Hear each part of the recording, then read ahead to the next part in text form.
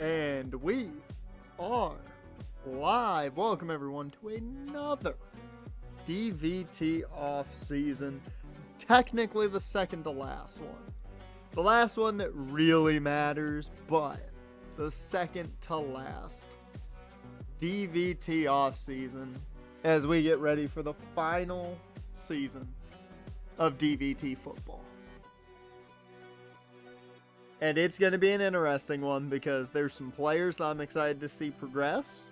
There's some players I'm excited to see be brought in. There's also some players I'm very sad about seeing leave. Jared, welcome to the stream. Dash, welcome to the stream. And Dash, why? Why you want to make this so damn hard on me?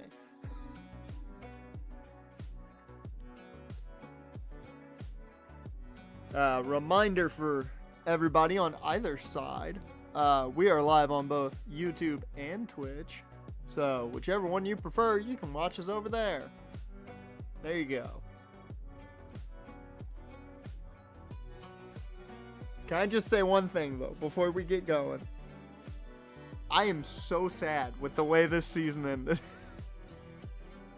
Because of one thing. The touchdown. I have not seen the Myles Garrett contract. What the hell are you talking about? We'll talk about that in a second once I see it.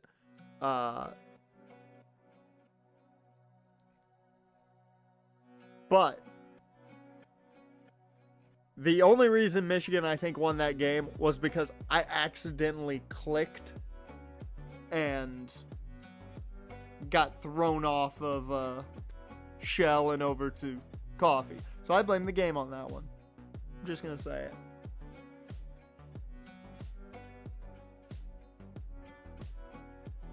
This man went from wanting out to getting $40 million.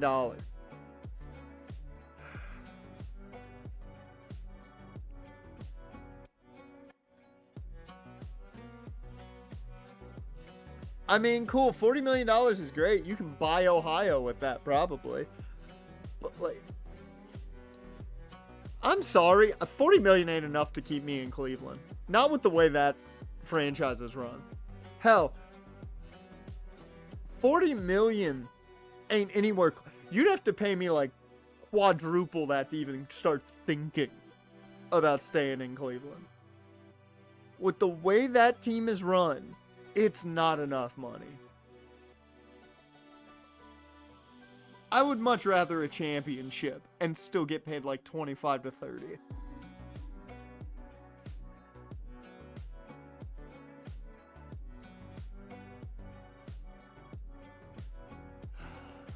That's...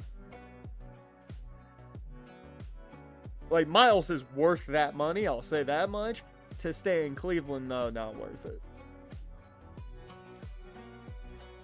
He's worth it, but not to be in Cleveland.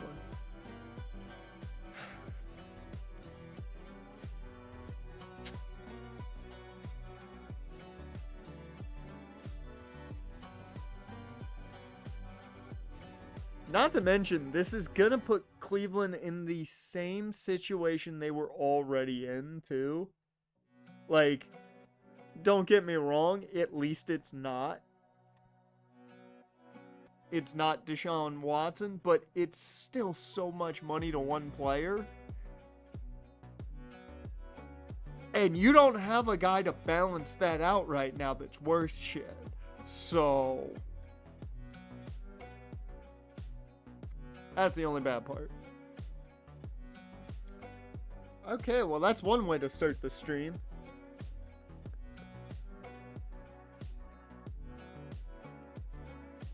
That's one way to start, I guess. Certainly not what I was anticipating to see.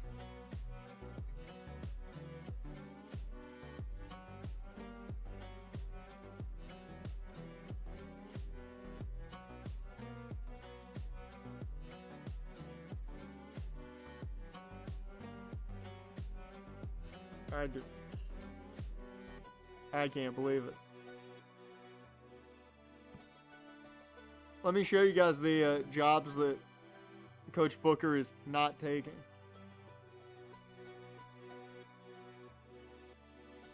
I mean, it's not even the championships, legitimately. I just would not want to play for Cleveland. This is wholeheartedly about the franchise more than championships. That franchise has been arguably worse than the Jaguars. And I've seen the Jags in the playoffs once in my actual paying attention to football lifetime. Cleveland has been in the playoffs once since I was born.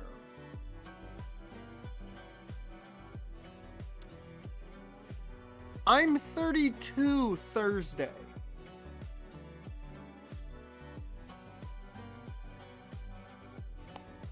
Like, I'm sorry, the Jags are a much more competent franchise than the Browns, and I don't think the Jags got competent until they fired Bulky, and that's in the entirety of the franchise. That's my problem. I just think he's soft, because he should have won it out of just Cleveland. The money's great, get your bag, man, but go to a competent franchise. Because, I'm sorry, your ceiling in Cleveland's like 5 wins. And that's on a good year. That's with a quarterback that's better than Deshaun Watson. For Cleveland, I'd turn it down. I think they did. I think they've made it twice in reality. Because they made it once with Derek Anderson. That's why Derek Anderson had one good year, but I only know of once, and that was with Baker. So that's the only one I'm 100% sure of. And technically, you cannot count the Browns before they moved to Baltimore because that's the Ravens' lineage. As much as Cleveland fans don't want to hear that, they were an expansion team, so you technically don't get to keep your lineage. That's why Tennessee gets to keep the Oilers. You don't get to keep your lineage if you had to have an expansion draft. And that's why I love always saying that Jim Brown is technically a Raven.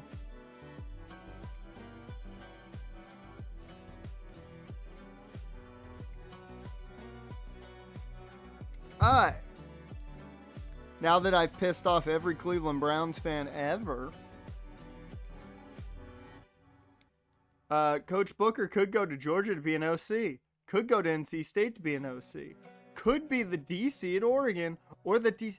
He had a head coaching job at one point available, and it was NC State's head coaching job was available at one point, and they offered it to him. These changed.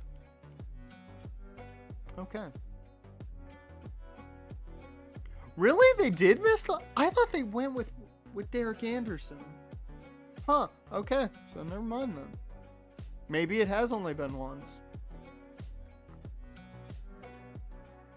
I don't know the other time they would have gone to the playoffs then. I could not tell you it.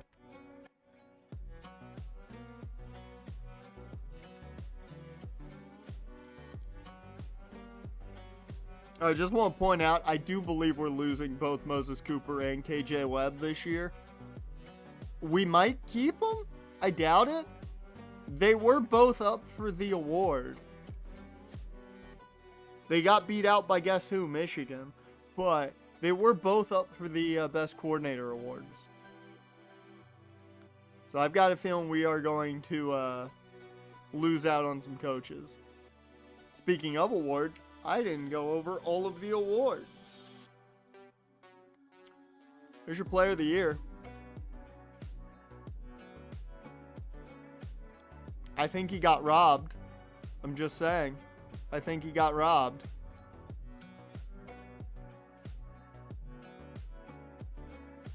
Yeah, 2002 when they faced Pittsburgh. Oh, okay. Well, there you go. They've made it twice since I was born.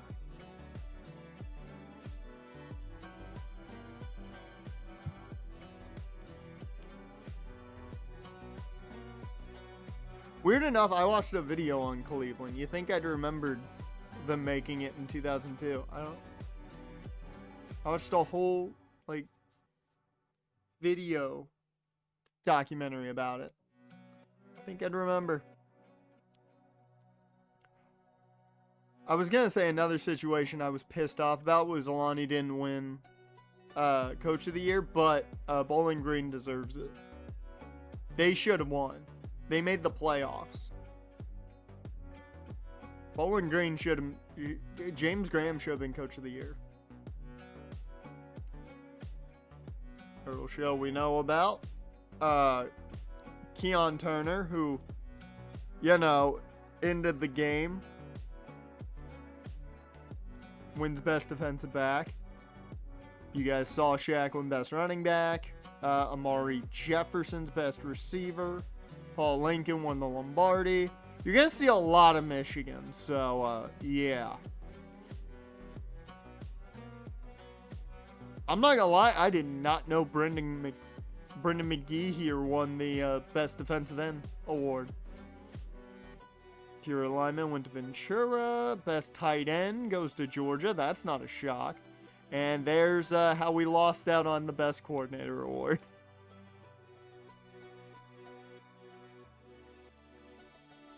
Shell and Clay right there. And then 3 Michigan linebackers separated by Zach Smith of SMU.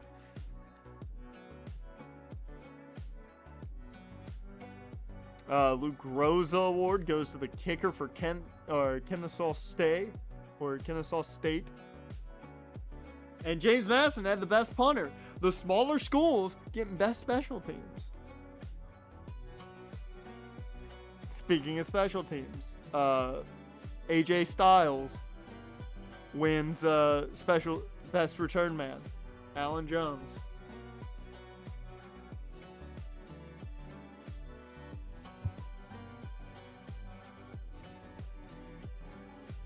And that right there is your awards. Because you guys saw the Heisman winner. Now, I don't remember if I went over All-Americans. I don't believe I did. In the video. Here's your bracket currently. Who takes it? Keep in mind, Michigan's already moving on.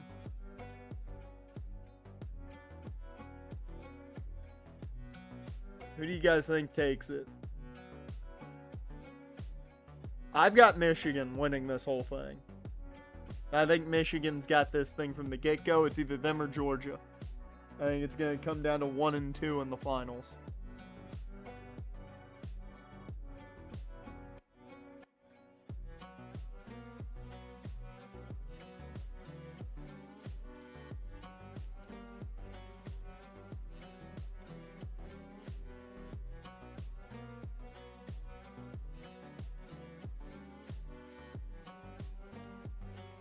Going UAB, you're taking the real shocker. Georgia and Bowling Green. You guys are just taking the sleepers.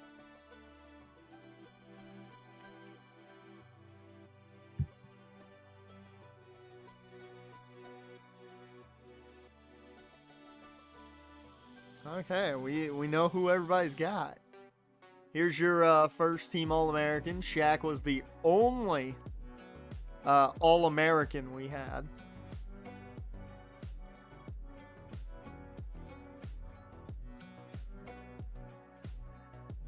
We did have a good...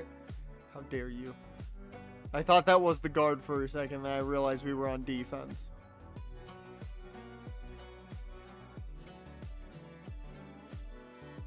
I don't think we had anybody on the second team as far as I remember. Sanford had Lionel Branch. Did we have anyone? Nope.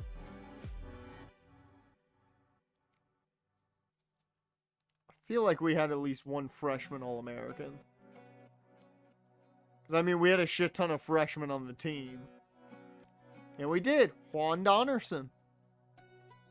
Who may be taking over for Raheem Clay, depending on if he goes pro.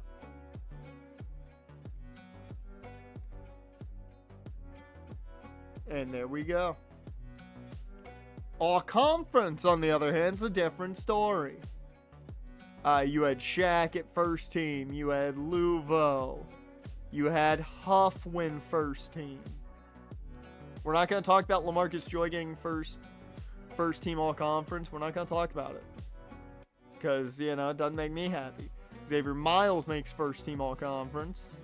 Sanford has a whole bunch of guys there in the secondary.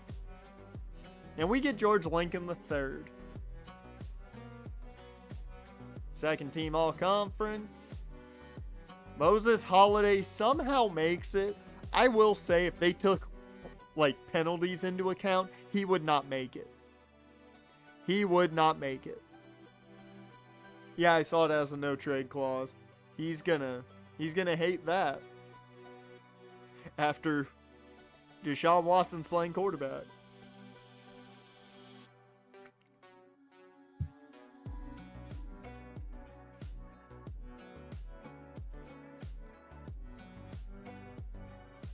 And Laney made it somehow. I don't know how he made second team all conference. Oh, he might not be able to play next season? Well, they've got a better chance then. Not much, but a better chance. I mean, really, their best chance is if Jerry Jeudy goes for...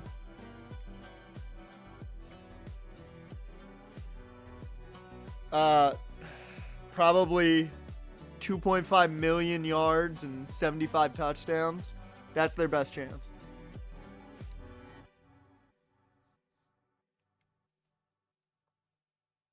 I forgot what did he do? Tear his Achilles?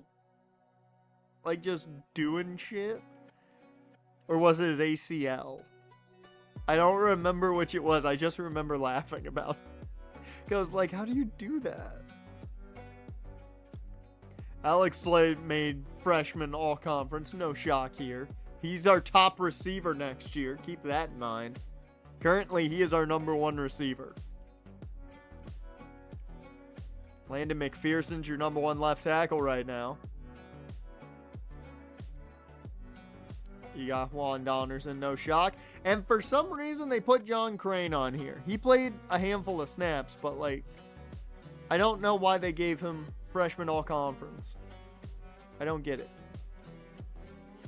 Achilles? Okay.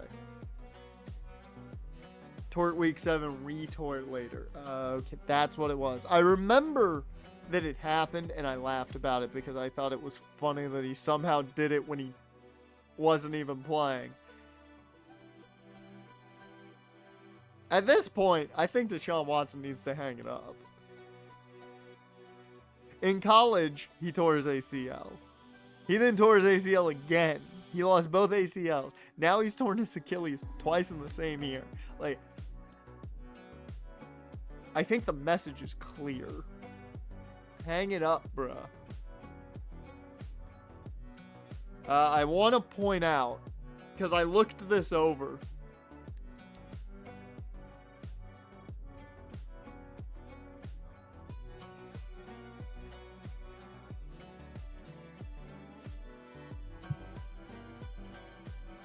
Rolled his ankle in Miami. Yeah, nothing bad has ever been done in Miami with football players.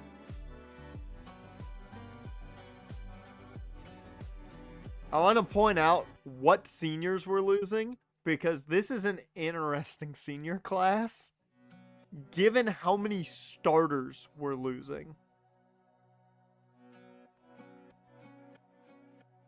We lose Matt Gage, which I don't think's the biggest loss given this offense needs more of a receiving tight end anyways. Now that we're a bit more split and running a lot more out of the gun.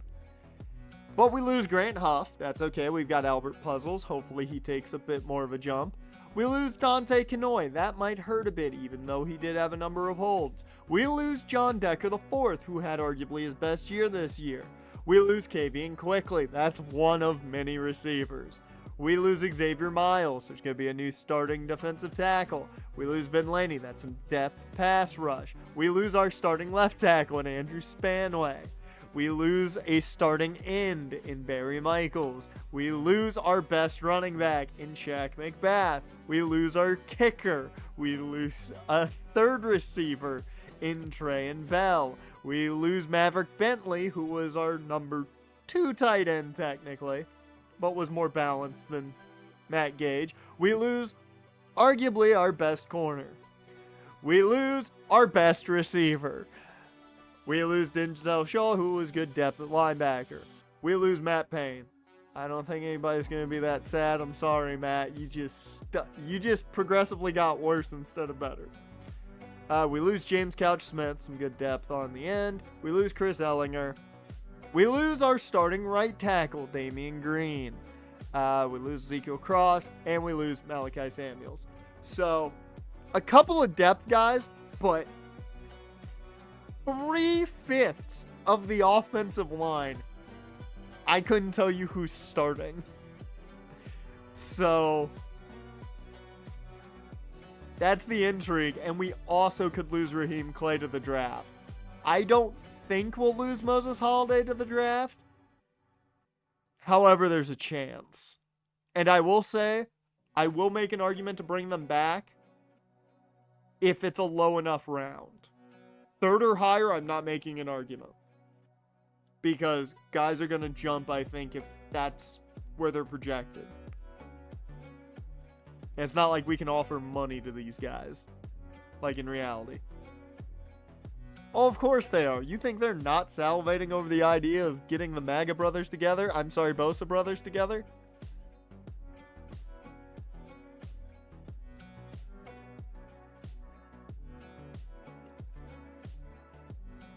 Which, San Francisco is the weirdest place for those two to be together. I'm just going to say that.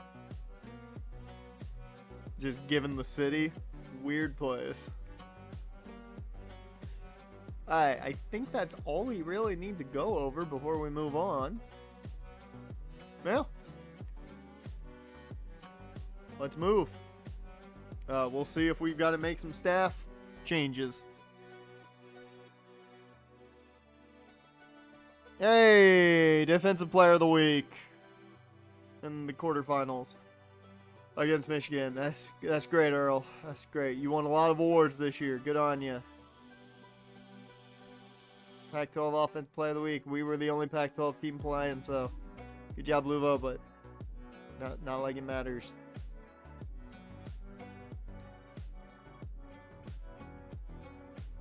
Ah! So Moses Cooper stays. So I'm going to keep Moses Cooper around. Because our offense was solid. Not great, but solid. And I think we got a lot better once we put Bush in there for some reason. But we're getting a new defensive coordinator.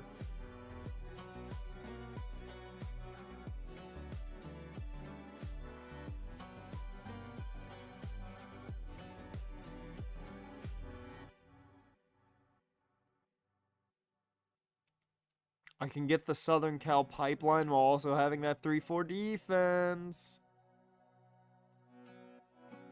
And then he gives me a bonus to motivator and tactician. That's not bad. I would be down with that.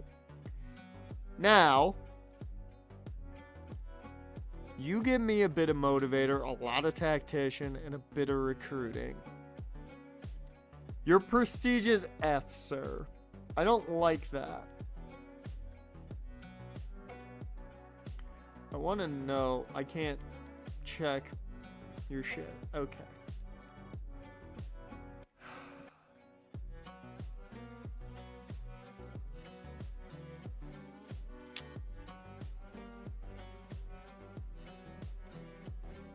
About Tom Sprinkle over here. That's not Tom Sprinkle. There it is. Recruiting, motivator, and maybe the tiniest of tacticians. So more of a recruiter. Recruiting's not really an issue this year, so...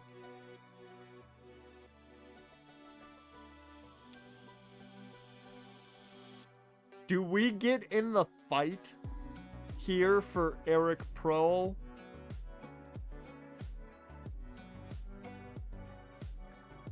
He's getting a head coaching or 2 head coach offers.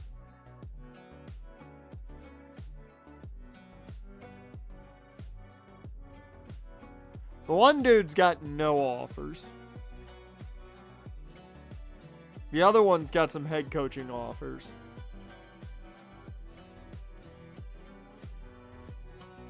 What do you guys think? Do we go after the guy nobody wants in Dalton Fries, who's apparently an F? But we would be getting a lot of tacticians, so that's a lot of boosts automatically for our defense. Or do we go after Eric Prohl and see if we can bring him in? A lot of motivator there.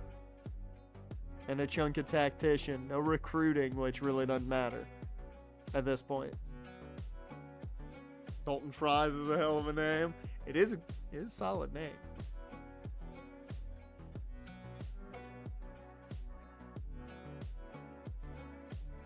So, what's interesting is we'd be trying to take him from Purdue. Because I just noticed he is currently with Purdue. These guys are all free agents right now. He's currently at Purdue.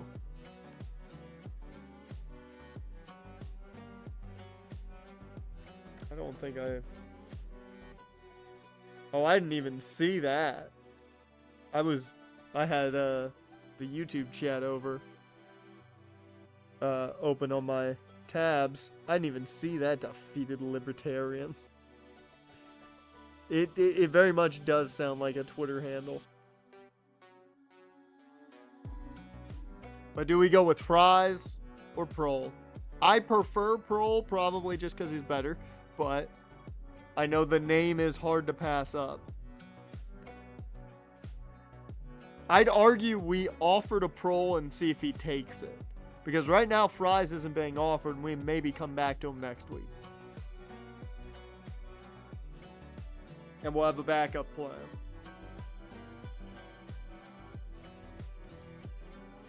And for Prohl,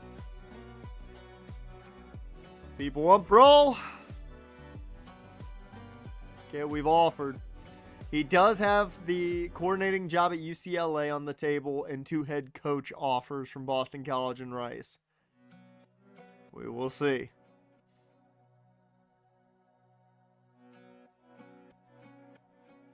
So let's look and see how this bracket has gone. Meanwhile, it will be NC State versus Michigan and the upset of UAB, even though bracket-wise it wasn't an upset, taking on the upset, legitimately, of Florida. Okay, so Georgia and the Heisman winner not going to be there.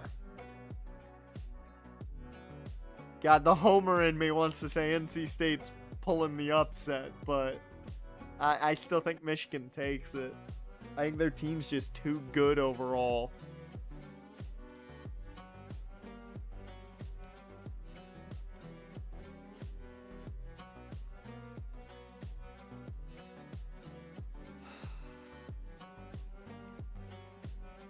Alright, let's move on. Let's see what happens here.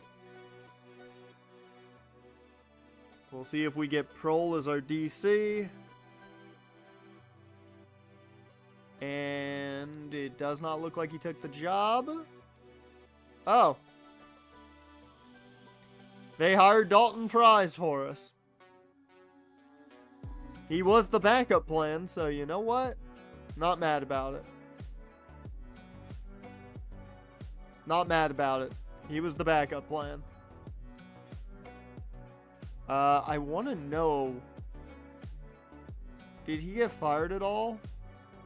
He did get fired. He was the Purdue defensive coordinator and was fired. Okay, good to know.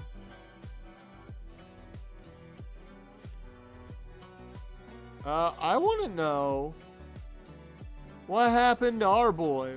Where'd he go?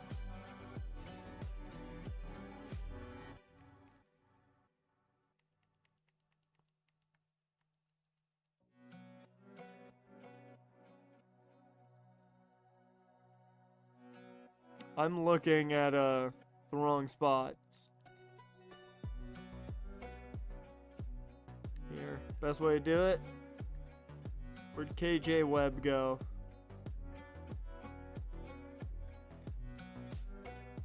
Oh, well. I forgot that they do it by first initial, which makes no sense to me.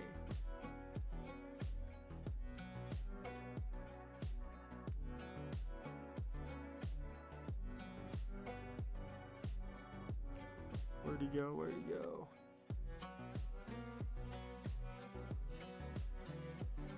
He went back to Boise. He went back to Boise.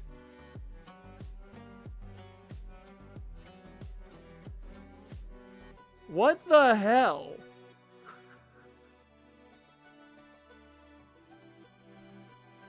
That's not where I expected him to go, but okay. So we might see him next year. We've seen him before as the head coach of Boise. But he goes back to Boise State. Alright.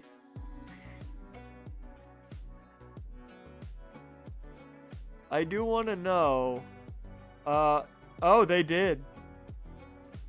They did get a new head coach. Was our former coordinator fired? Or did he go elsewhere? Here, let me find Nevada here. Because that'll be the easiest way to figure out.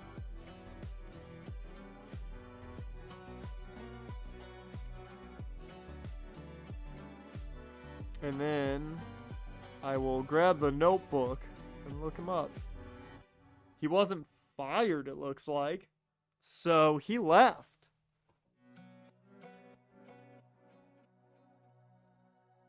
I don't entirely remember his name. So I have to go to the book.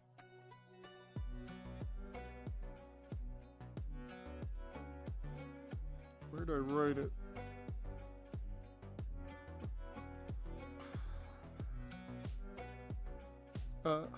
Boris Tripucka. That's his name. Oh my god, I just thought about it. Bryce Frost made it to the playoffs because he was with Bowling Green. I just thought about that. Crazy. Okay, let's see what Travaris Tripucka went.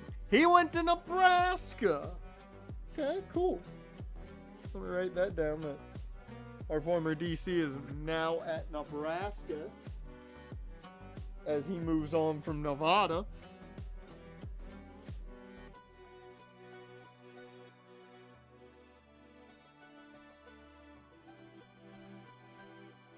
There we go.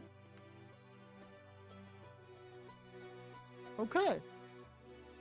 Didn't expect that. And KJ Webb is back in fucking Boise. And we got fries. Whoops.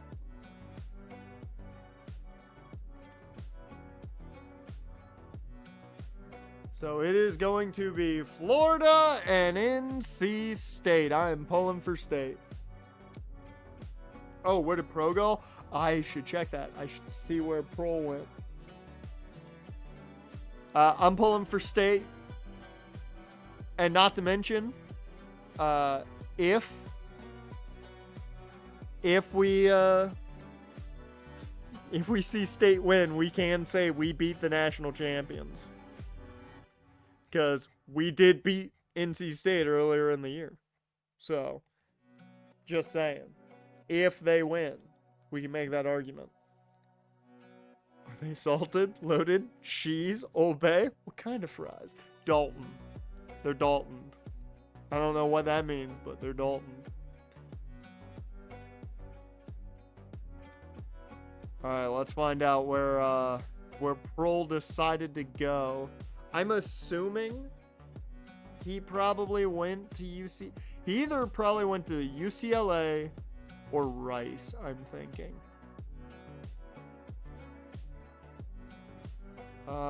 He is the DC of UCLA. Maybe. We'll see. We'll see. State's got to beat Florida first.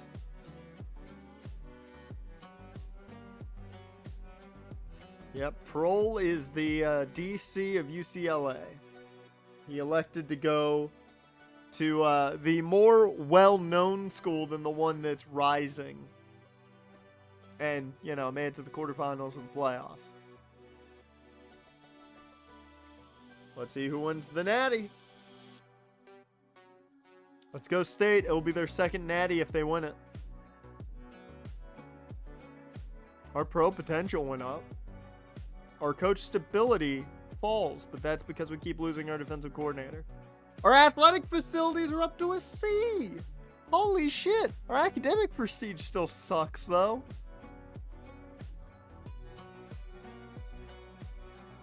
Okay, we are the true national champions. You will respect us. We are the real national champions. NC State wins. It's their second national championship in this series. They won the first one, and they win the second to last one.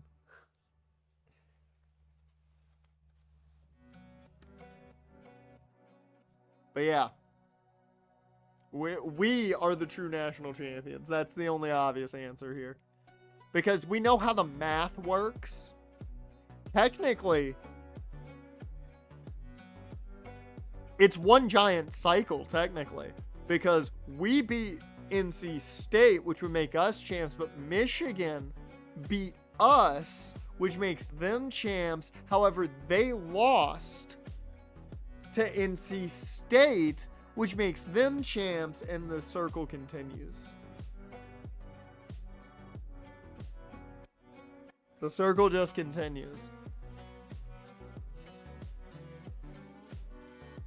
Your final top 25 looks like this. State at number 1, Florida at number 2, Michigan, Georgia, UAB, Washington, DVT, Cincy, Cal, Bama, Washington State, K-State, Penn State, Marshall. You didn't expect that, did you? Bowling Green, BYU, Rutgers, Louisville, Stanford, Sanford, TCU, Texas A&M, East Carolina, App State, and Oregon. What the fuck is half of these teams?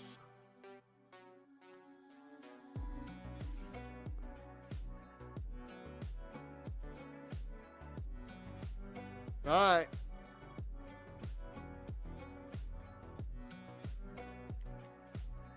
So, we move. State wins the title. Even though we defeated State, you know.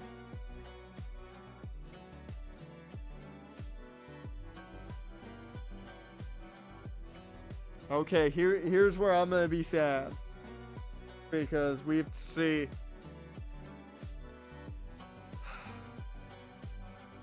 He's leaving. What? No one's going to the NFL? We have no one leaving for the draft? Oh, that's huge. I thought for sure Raheem Clay was going and I was going to let him, no matter what his round was, just because I feel like that's totally what he would do. That's crazy. That is insane. That is Raheem Clay showing how much he cares about his football program. I can't believe that. Matt Gage is going to get drafted in the 7th. That is our first projected draft pick. That is our first projected draft pick is Matt Gage.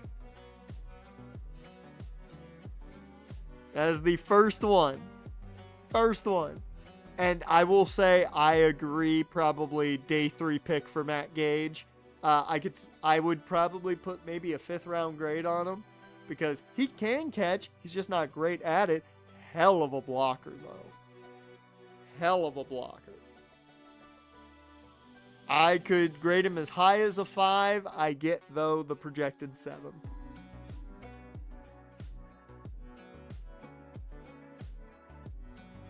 I am a bit shocked John Decker didn't go in at least the 7th. This is a bit of a surprise, too. I thought Huff might slip into the draft. Now, if they were doing it by performance, this man gets drafted. He had the season of his career. I mean, it was fantastic. Over 1,000 yards, double-digit touchdowns. He played great.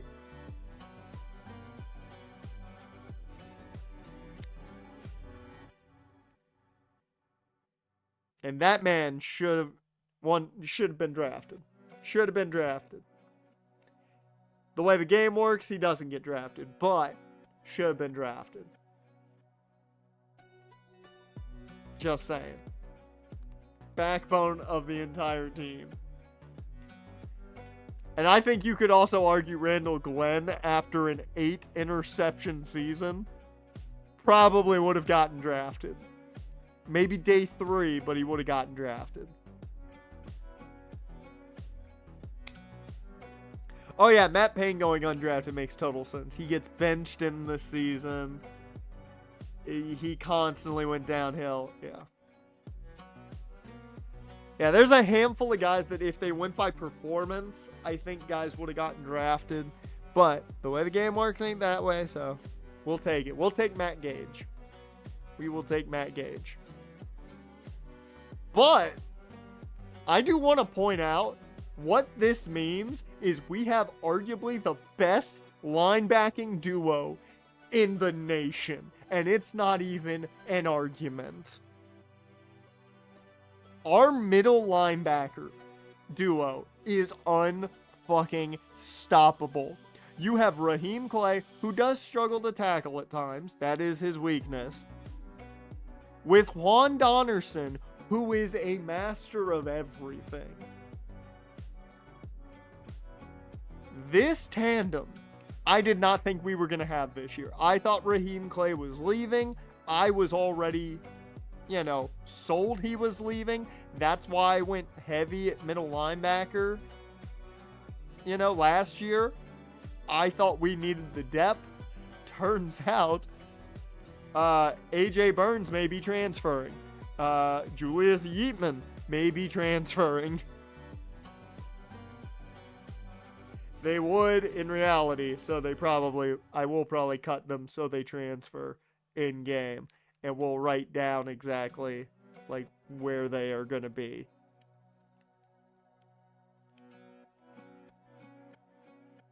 This is going to be an interesting year. I will say Zach Stout more than likely is our backup rusher over Quinn Rutter, because he has not shown the skill set I thought he was going to have. It all depends on how they progress. And of course, this room, I don't know who's starting where. Their progression is going to be big at corner. Progression's going to play a big role in who starts where at corner. Safety, we are set. It's going to be fun. I'm excited. I don't know what we're doing at kicker. This is a wholehearted, honest to goodness situation of I don't know what we're doing at kicker. Quarterback, it's Skoranek and Bush fighting for that job. Running back, it's going to be the 2 freshmen and Blanco probably leading the way with Ty Tabor as the kind of rotational piece there. Marco might be transferring. And wide receiver is something. There's a lot of questions here. We'll go over more of them here in a second. Puzzles is starting. Puzzles is the starting center. That's locked in. That's not even a question. He is the only offensive lineman I can guarantee you is starting. It's him and Holiday. Because I didn't think we'd have Holiday back either. I thought he might leave. So, him and Holiday are the only 2 that will definitely be starting. The other guard spot, we don't have a starter right now, both tackle spots. We don't have a starter right now. And we lose Nick Hargrove to Oregon. We lost both of the tight ends I liked to Oregon. And I can't wait to show you guys one of the tight ends, because holy shit am I mad. Alright. First draft results. Third fucking round? Dude, someone fell in love with Matt Gage at the combine. You can't tell me otherwise. I didn't have a third round grade on Matt Gage. Someone fell in love with Matt Gage at the combine. I think he looked great in the blocking drills, and that won people over big time. But someone fell in love with Matt Gage during an interview. That's the only thing I can think. I want to say he probably went... I'm going to go San Fran, because it's got to be a run-heavy team. So I think he went to San Francisco. With Kyle Shanahan, he makes sense. And hey, Grant Huff went in the 6th round. Somebody saw something in him they liked. Good for you, Grant. I didn't expect it. Let's write that down. Matt Gage.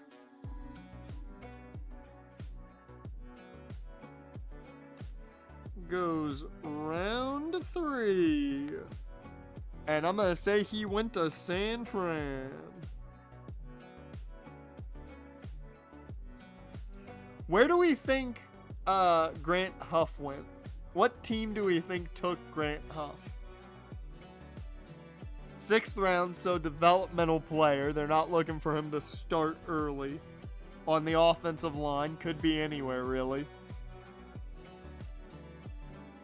So where do we think Huff went?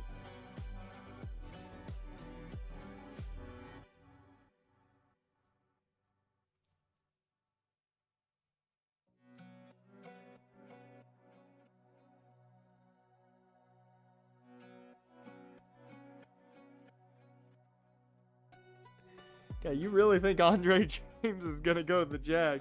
I think they may not even sign a center in free agency. They will go after a guard, I'm certain, but maybe not a center.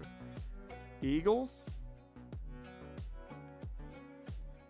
Let's see. How far in the future are we? We're a handful of years.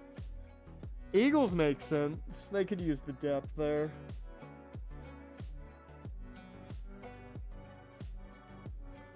We'll say that. Grant Huff to the Eagles in the 6th round. I could have also seen the Rams, because they like using those late round picks on guys.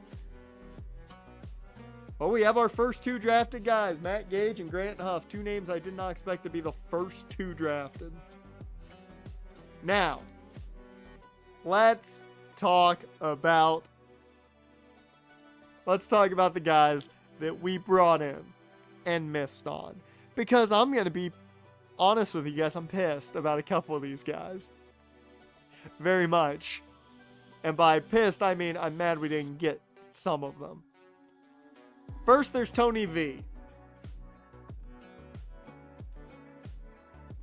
All I'll say about him is B, elite, B, elite. I don't think he is the best of the 2 backs, in my opinion. I think currently he is the number 2 between him and BJ Crow. However, what he does have that BJ Crow does not is that elite development trait. Because BJ Crow has impact.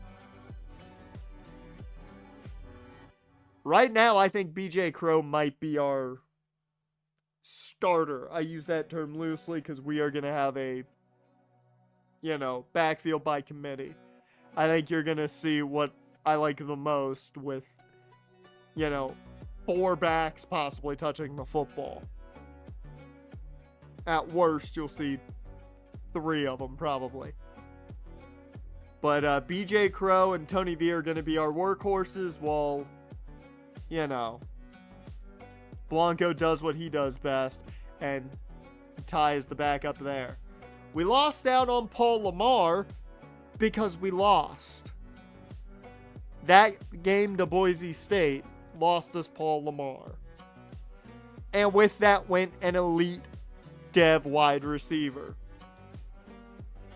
And I will say, I think Paul Lamar probably would have started for us given our wide receiver room right now. I think he would have been on the outside. He would have taken the kind of Kavian Quickly spot probably. However, we did get Tevin Nicholas, who is also elite. And he is more than likely going to take that Kavian Quickly role and start on the outside. So, there we go. Now, I think if we want to beat Boise, I think the loss to Boise hurt us badly.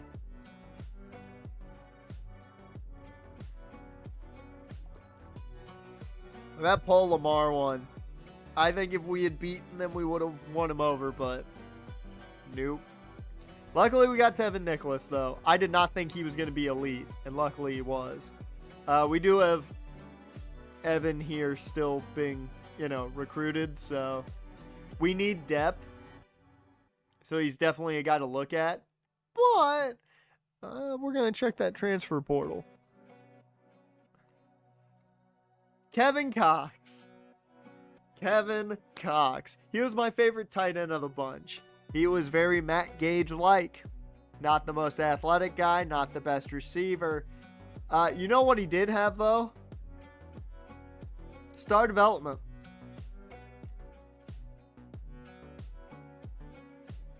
Would have been a really nice tight end to add to a room of guys that don't have that type of development. Would have been really nice. Just saying. Now, Nick Hargrove, we just lost, so I have no idea. You're getting my first reaction on him. And we don't even know his development tree. They're not even going to show us. They hate us that much. Cool.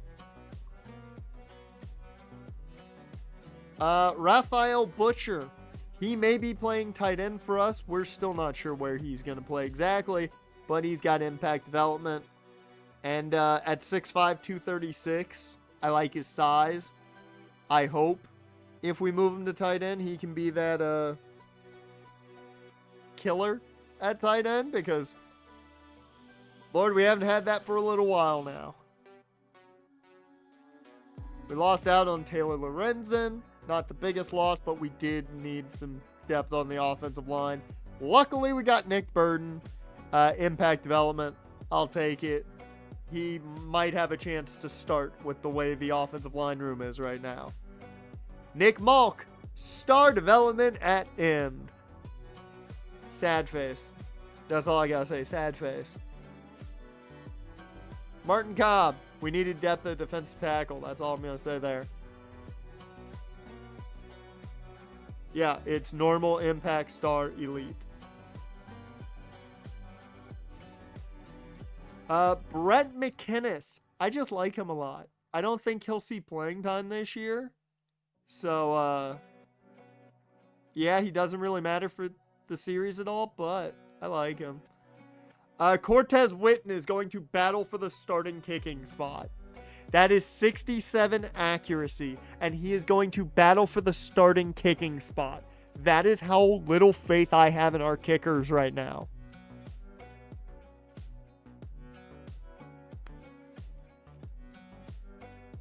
I mean, it's fine. It's fine, man.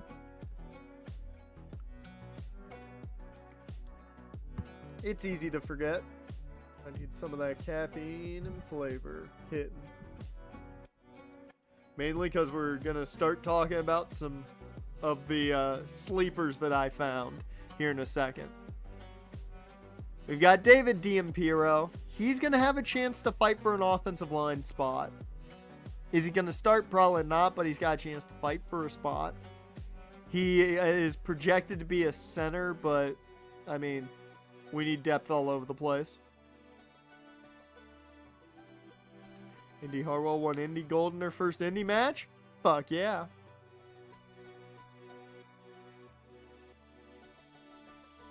Meet Archer Silvestro, a quarterback I've just been looking at because depth.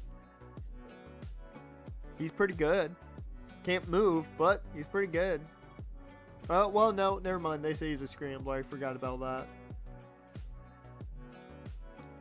Carl Thomas, another guy that's just going to fight for something on this team. Probably won't play this year, but he's here. Carlos Brink, he's not great. However, he is something we don't have, which is a receiving threat at tight end. And when I say we don't have a receiving threat at tight end, this man is faster than every tight end we have. That is the situation at hand. He may play, he may start, it will depend. We lost Kari Bunch to Oregon. If it's not obvious, we lost a shit ton to Oregon. I don't know why they won to every recruit we wanted, but luckily he was only normal.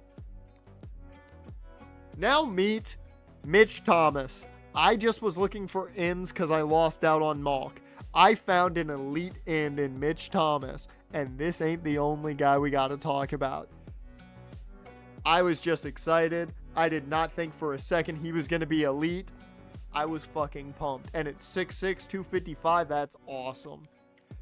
There's also Glenn Coate, who's at least impact, and he can tackle already. He's also from Jacksonville. More offensive linemen. You got Michael Laporta, who's solid. Just solid, you know. And then you've got Trayvon Gatish, who isn't going to play this year because we're good at safety, but he's a good development guy. So if we ever came back to the series, your boy's right here. Another offensive lineman, Jared Coffey. You know, just need the depth there. We did lose out on Ty McDaniel, and I did not know he was star development. Fuck.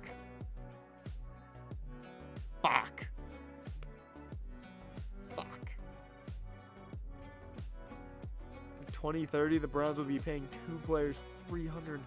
Dear Lord.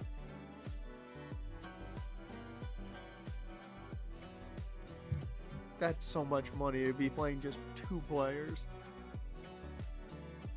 And then I added a couple of other players here, a couple of quarterbacks right here in Don Doxson and Joey Pope. And personally, Joey Pope's my favorite of the two. He's athletic as hell, and of course the gym factors in as well. So I think I might take Dotson. No, he's a wideout. Yeah, I took the other quarterback off the board. I don't know if I want to keep you either. I like the 93 speed, but we are kind of stacked at corner right now, so there would be no hope for you. And we need to make space. So yeah. Let me go ahead and make some space by getting rid of some of these guys. I keep most of these guys that committed elsewhere just to show you guys, and then I'm good. Then I can get rid of them. And we can move to everyone's favorite part, the transfer portal. Okay. Oh, I see some 4 stars in there. Biggest question. Who wants to come here? A bunch of 2 stars. Well, that's not what I was hoping for.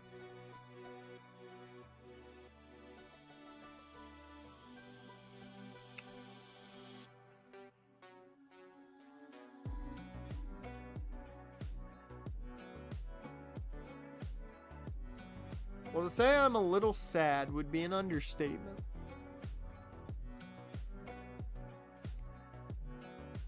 The Fresno State Center?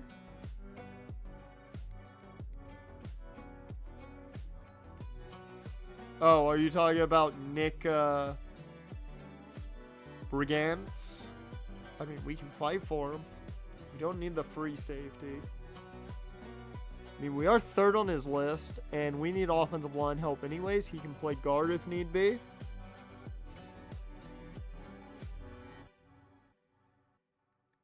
Middle linebacker is not a problem. Nakobe Law, I might have been interested in if what I thought was going to happen happened. It didn't. We got fullbacks that want to transfer. I don't think so. Did you see Dakota Pounds? Yeah, it is not a crazy transfer portal. That's a bit disappointing. Well, right now, I should say. I'm just looking at the recommended. Let's see. Any states?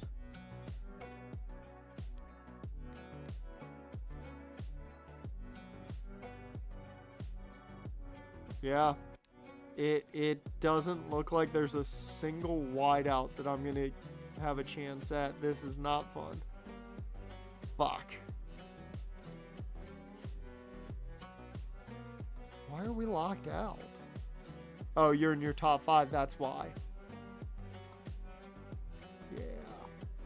Most of them have already decided what schools they want to go to, and he's like, I don't want to go across country. Yeah. Wow. I thought we were going to get an opportunity and a wideout. Fuck.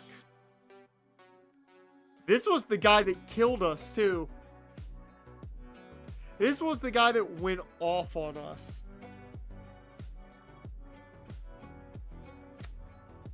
Shit. Okay. We're going to have to hope that our wideouts develop in the offseason. I'm not even going to try for these guys. I don't think it's worth it.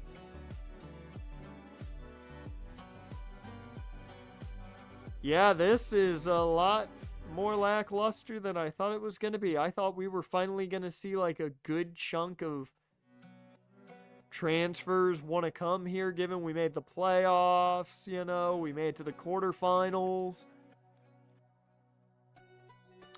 Nope.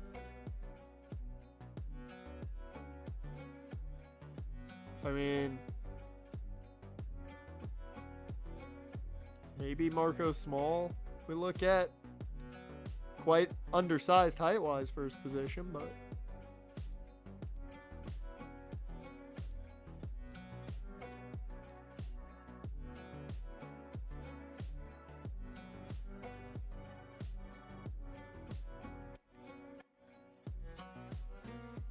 I mean, it depends on how you look at it. Some people would call it a hot destination, but for other reasons. Like, if this was last year, Marvin Ham, I would be after. But we're set at safety. We've got Keelan Holbrook, who's played pretty damn well, and Eli Milhauser is a fucking killer. Like,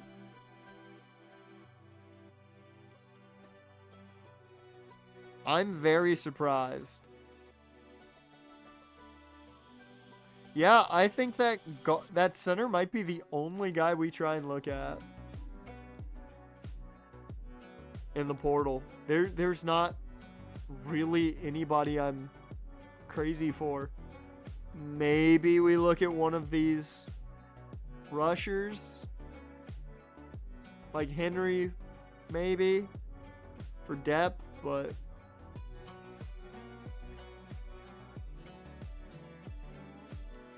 I don't see much.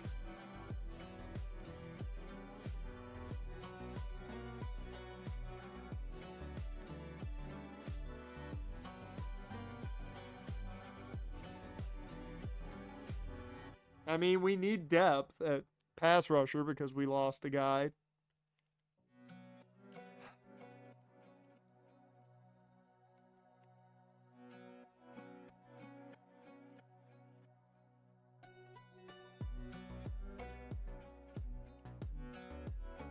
Alright, let's go ahead. Whoops, that's stage, not interest. Oh, we have another kicker that's interested? I'm willing. Bring in the kickers. I feel like I looked at you. I feel like I scouted this guy, and I didn't like his skill set. Maybe I didn't. We'll bring him in. Corner, I'm not worried about right now.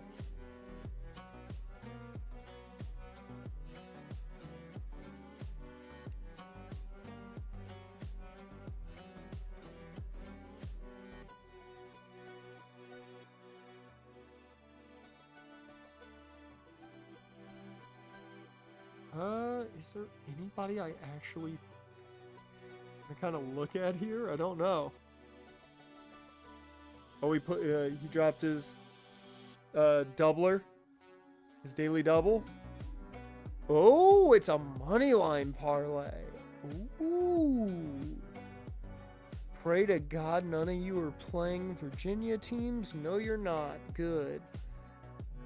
Because in the state of Virginia, you cannot bet on Virginia teams. So, I can't bet on Virginia collegiate teams. It has stopped me from making a handful of bets. Alright. Oregon, UTSA, that's a risk.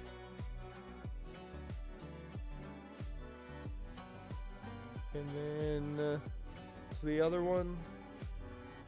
Chattanooga.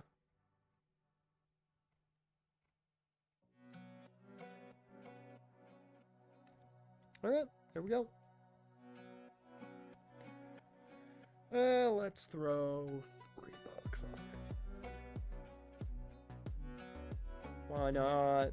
I had a pretty decent day yesterday, so we're good. Ooh, that. Okay, right now that's looking pretty decent. Yeah, that's looking okay. Okay, good. Looks like some. Now I might have a chance at some of these. Okay. No reason to check my bets, but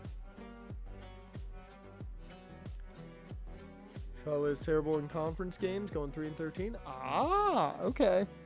I mean, he's got a good reason. I trust his AI's analysis. I trust it.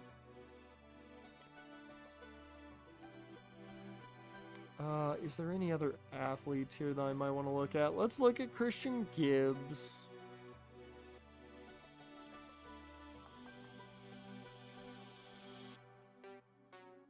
And you know what? I want to get in this fight with UNLV just because it's fun to get in fights with UNLV. Also, I do find it funny that we now have a bit of a pipeline into North Carolina.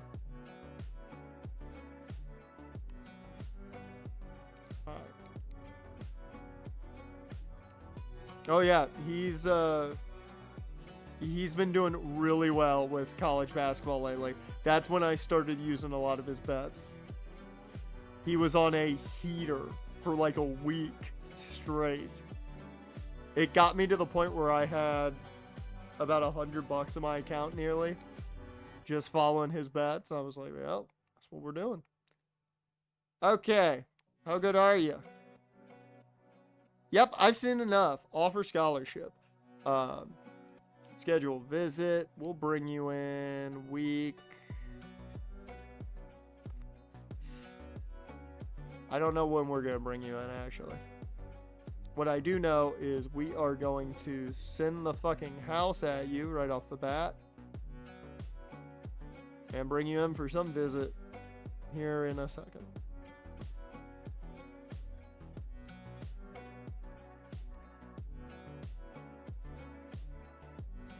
Better leg and the same accuracy. Bigger question? Okay, normal development, that's a bit of an issue. So, yeah, sorry, Clay. You're not going to be part of it. Oh, I did scout. Benito, and that's the reason you're not on the board, is you weren't as good as I hoped you were. That explains it.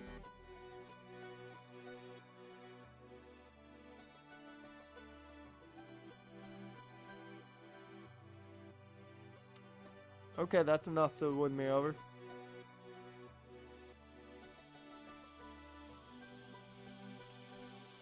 Oh, and I scouted you already too, and you're not great.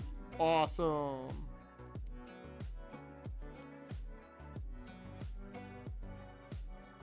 Decent enough power moves.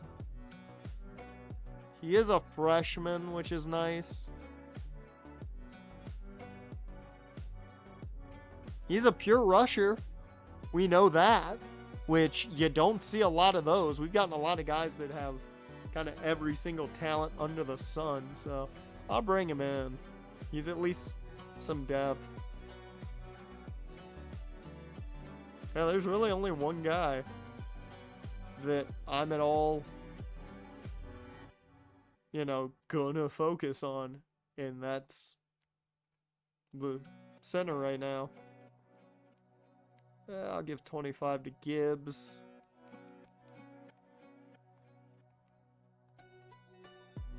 On top here, I'll throw 25 to you. Hope. We need to finish this.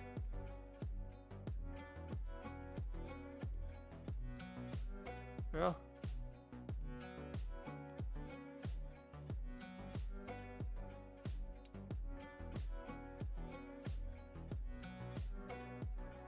Just for the depth, I'm gonna, and because Oregon State wants him, I'll keep focusing a bit on these guys.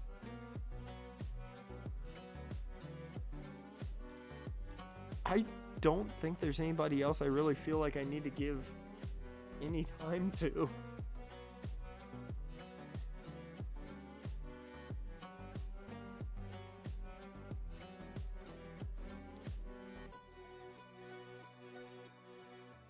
Let's see.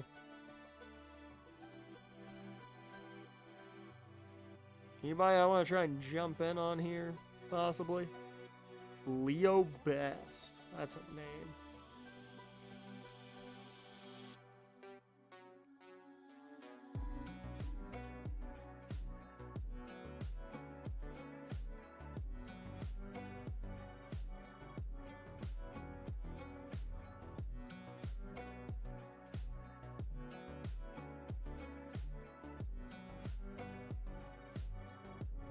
There's a lot of 4-stars in this recruiting class.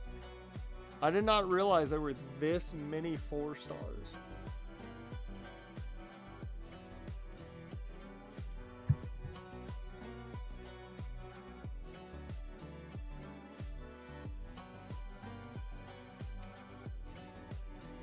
Okay, wow.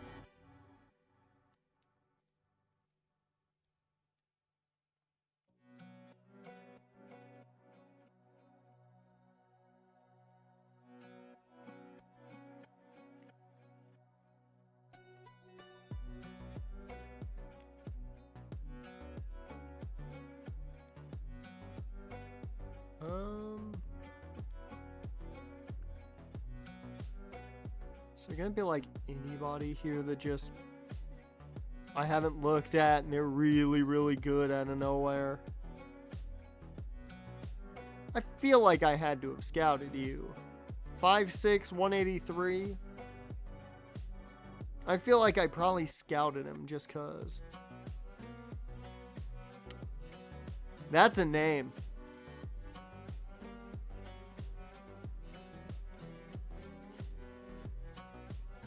And then you got a guy like Josh Lopez.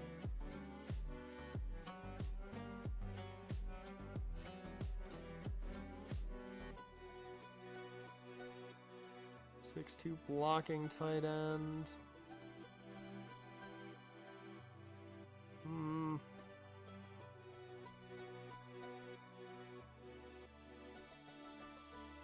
Let's do it. Let's scout him. More tackles available.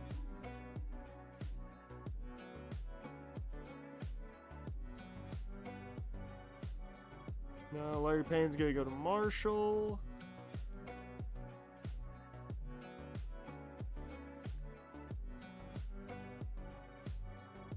Sanford wants Ronald Tompkins.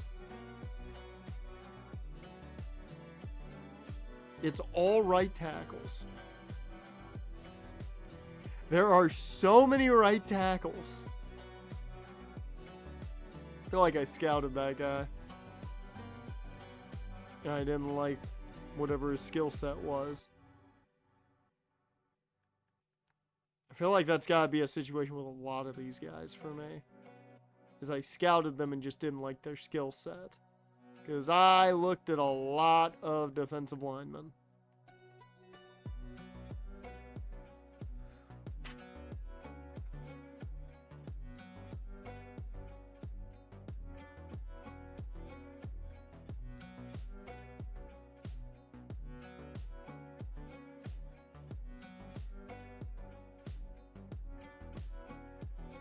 Well, you're going to Baylor. I'm not getting in that fight that late.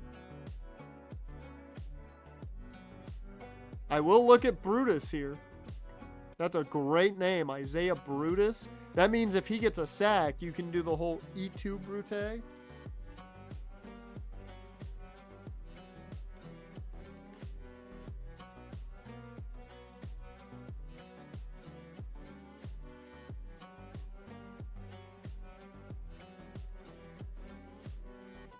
Any like top tier athletes left? Josh Tavares. Some of these guys are quarterbacks and we don't need quarterbacks. We've got a rusher at 263 though. I'm pretty sure you're a defensive end in our scheme and not a linebacker, but I'd be down.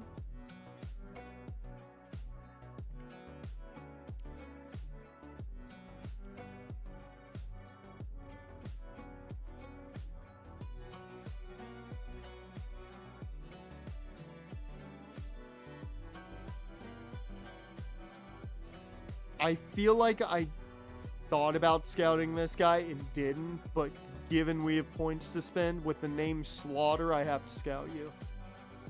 And just because I'm curious, I am going to scout this guy. So.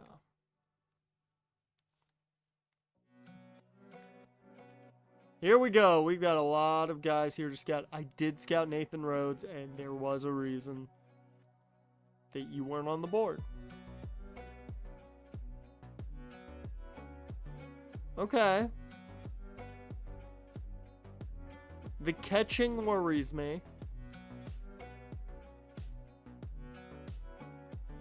The gem, though, gets you an offer.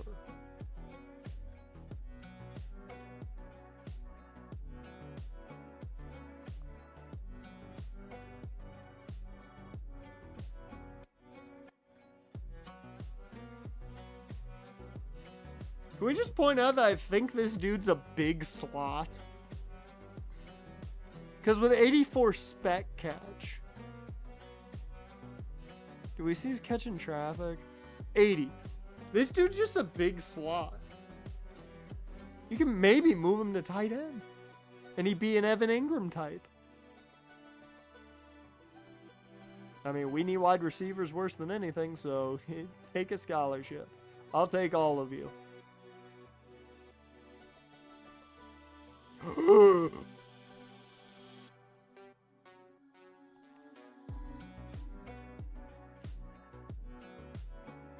Okay, now we're finding the steals here. I had to wait a while, but now we're finding them. It's not him, though. Please, for the love of God, do not be a bust. Do not be a bust, Brutus. I want you to be good. You have a great name. That 67 block shed does not give me hope.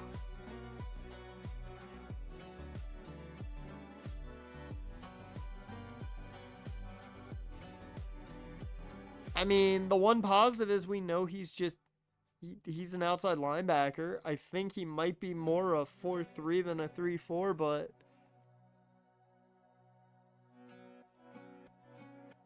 Do we have any, like, moves?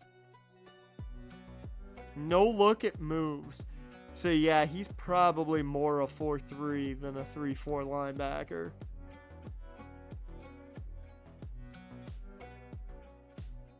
Oh, that's just sad.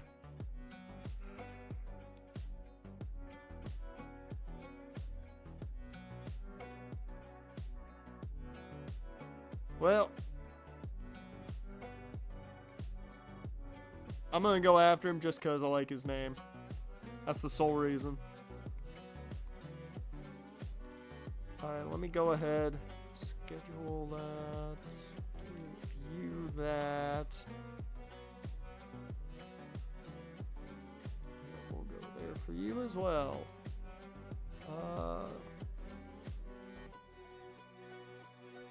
Do I like you more? Yeah, at least know you've got a move to do something.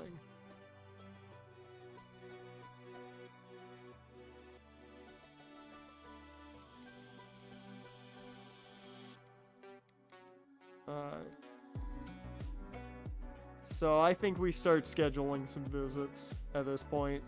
I think I've done all the looking I'm gonna do.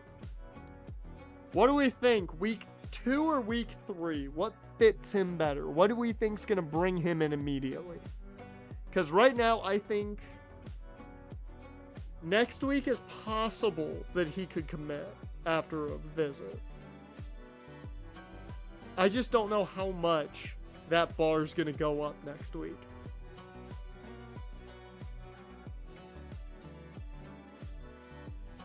I think week 2 might be the best bet. Because if it goes up half, there's a chance he commits on week 2.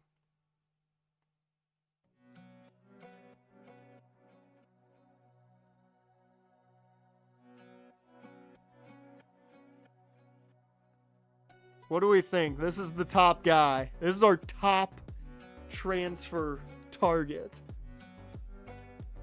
Do we want to get him in earlier or later?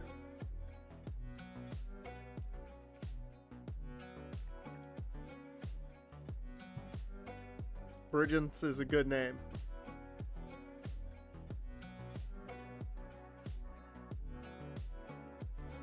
Especially for an offensive lineman. Ooh. Yeah.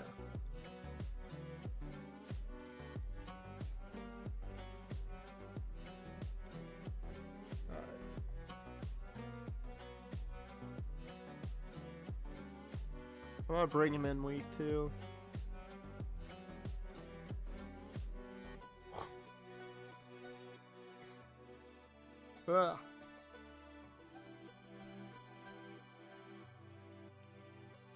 Bring him in week 2. I don't know how far that's gonna go up. I'll bring Joey Pope in for week 3.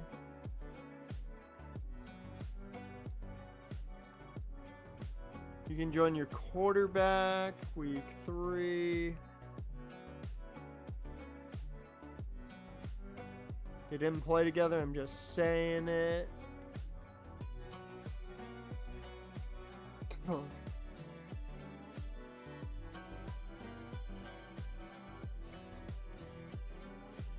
I don't need to bring you in.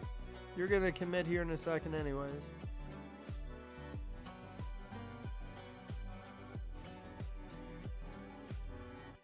We're battling just Oregon State. I'm gonna wait.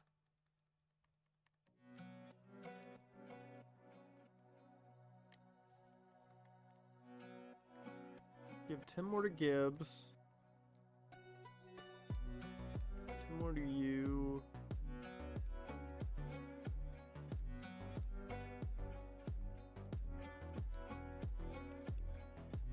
Actually, since you're already at the top 5 stage, I'm just gonna throw the house.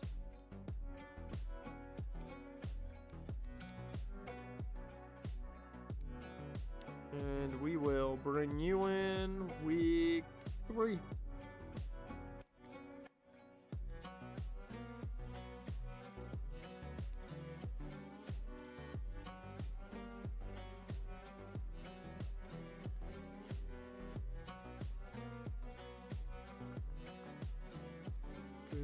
right now.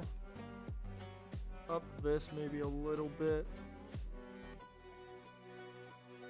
I just don't have anybody else to put points into.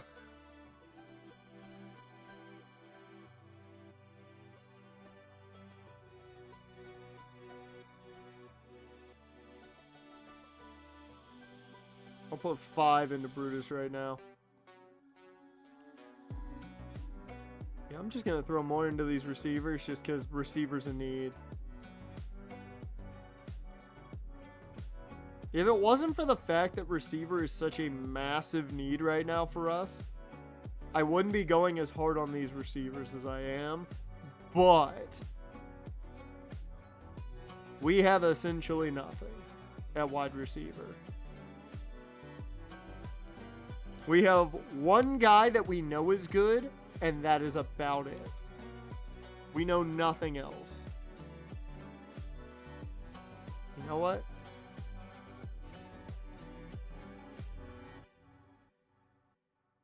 I can live with 87 strength. The blocking is not as good as I hoped. However, the finesse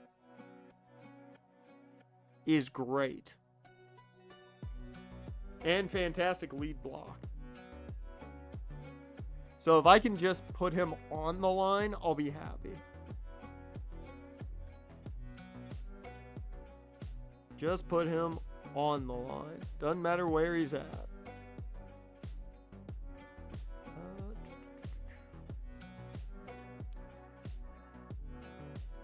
Let's see, between these guys, who is my better go-to guy here? Who's going to be the better top guy? Because Gibbs can't really run routes well. You at least have decent enough short to start with.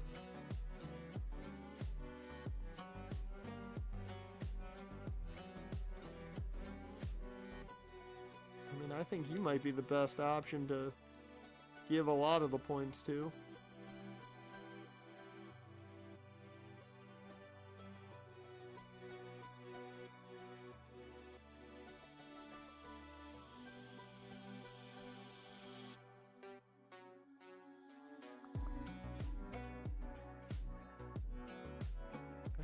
I can. Alright. These are all the points I'm giving out. Because a lot of these guys we're not even in fights yet for. I just put a lot of points on them just because. So. I think that's where we're going to go. 35 points left. There, but. Let's go. Week 2.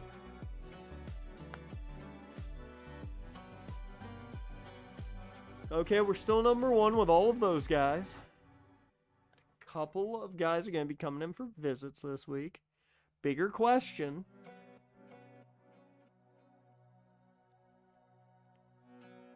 Okay, he didn't go up much. That's good to know. So I can schedule your visit for like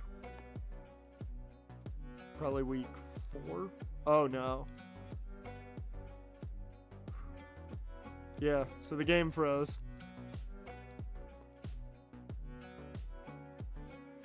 Ah, oh, son of a bitch.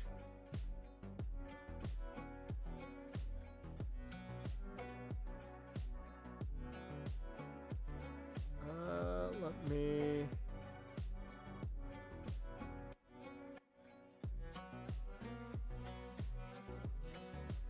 There we go. Let me get the full screen up.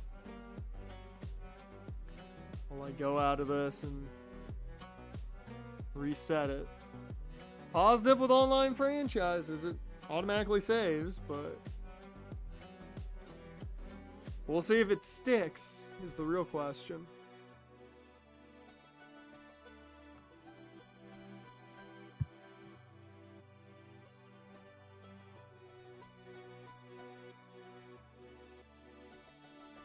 Now I'm worried too.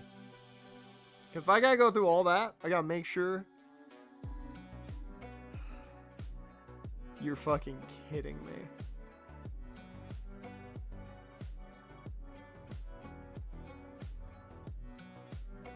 do not tell me, for the love of God, that all of that fucked up.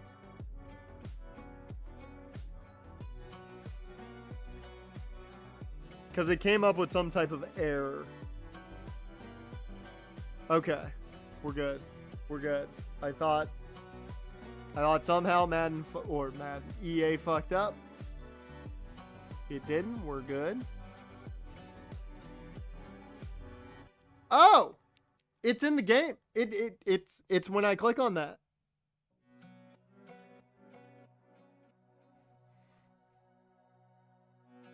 That's when it fucks up.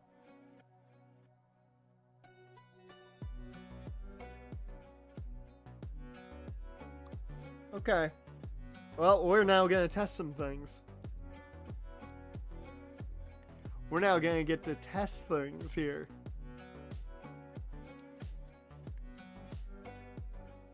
It's weird, too, because it worked perfectly fine week 1. Week 2 is where the problem lies. I do not know. I do not know what caused the bug, but of course there's a bug that comes after an update. Keep in mind the game updated, what, a day ago? Maybe it was 2 days ago? So, I want to say it was 2 days ago, but we're going to find out if it's just him, or if it's that, like, if you try and click on anything.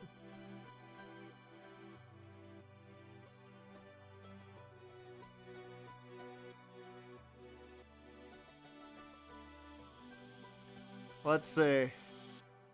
Let's go. Who would I actually be clicking on here? Oh, Mabin's coming in to visit next week, and he did not go up as much as I thought he would. We're really winning him over. Okay, UAB is fighting us for Henry. Didn't think there would actually be a fight there. That went up by about the exact amount I thought it might. I thought maybe it'd go up a little more. That worries me, though, when it comes to other teams getting a visit. So, okay, these guys will be fine. I am worried that we're not going to get him now. Let's get a visit in here. You can come in week 2 with the center. Because we'll get an upper hand here on UAB. Given we've got points to spend, I can spend them. And it seems to be he's the issue. So I'm not going to do anything with him. And we'll see.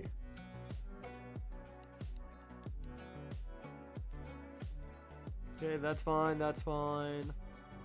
I've done all I can right now with him, so. I'm not going to go crazy right now with Gibbs. I think right now, if I brought these guys in for visits, week 4 is the best bet for visit right now for a lot of this. I don't know, but everybody else is working perfectly fine. I was about to say, I say as it stops, but no, we're good here. You can come in on week 4. Championship contender, there we go. I got 25 added. Why not? We need depth, so.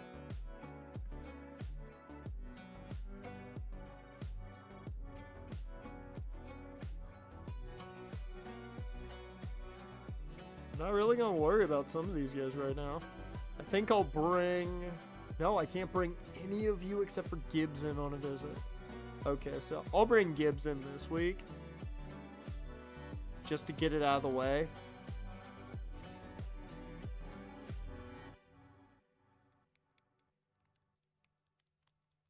And then we'll be good. Okay, here we go. I'm going to click on him. After I actually check. Yeah, okay, we're fine there. Let's see if it glitches again.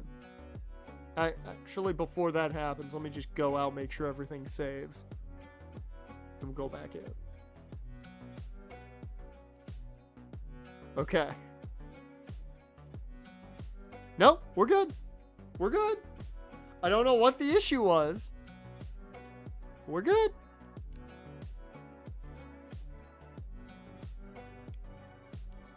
That was weird. To say the least, that was weird.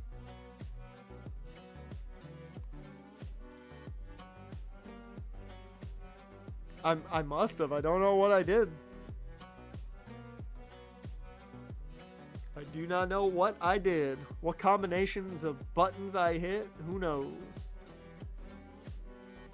We still have 240 that we can add. That's crazy.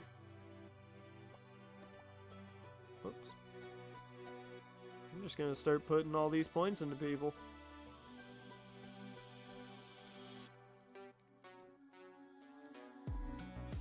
Just add 10 more there.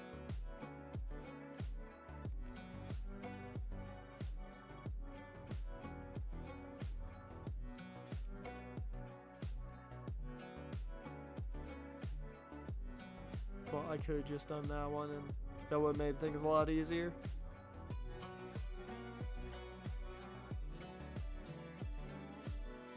I can just put 65 into everybody at this point. Pretty sure.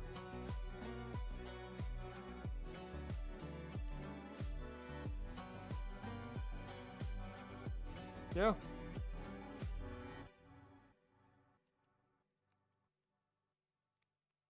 And I'll still have room for shit. Oh, he only goes to 60. Never mind.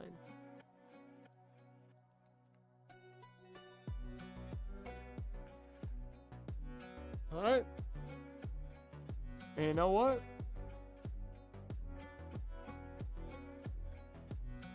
You can come in week 3. Boom. Uh-oh. Went too quick for a second.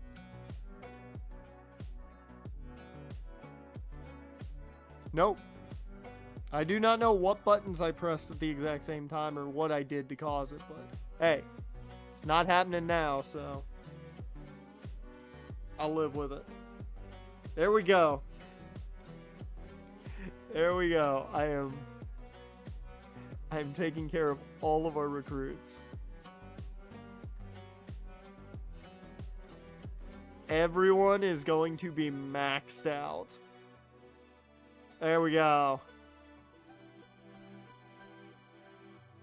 I think I've got everyone visiting now, or close to. Or one that can visit, should say, is set up. So, on to next week. We move. We're still in the top spot for him. So, Stanford has gotten into the fight, and Cal has offered a scholarship, as well as Washington and UCLA. We have to just hope we continue to have him won over. He's got other visits, I'm sure, scheduled. It's a scary situation. Okay. Okay. So the receivers I'm not too worried about. It's everybody else. Alright. Yeah, I feel pretty good here. We're done there. Travis Scott has merch on WWE Shop. Of course he does. He's part of the new NWO. He's the Dennis Rodman. Yeah, we should have Joey Pope locked up. We're not going to win this. I don't know if we win this. Legitimately, I don't know if we win this. Yeah, this is a scary situation. When it comes to winning over these guys, I don't know if we can do it. He's coming in for a visit this week, so That might be the seal for us, possibly. I'm going to try and help out if I can. I cannot, so you can come in week 4. Pretty sure, yep, you're going to have to come in week 4 too.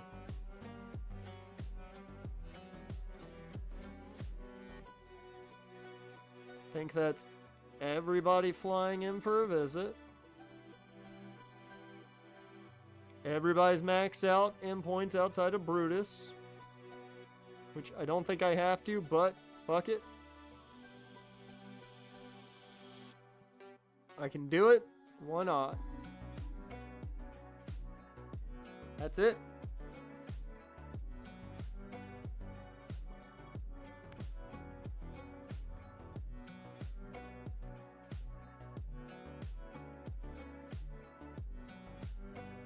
Oh, Lord.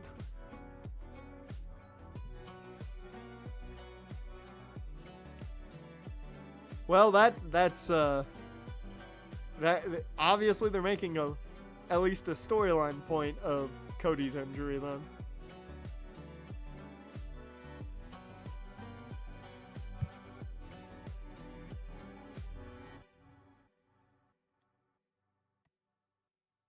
And we've got Archer.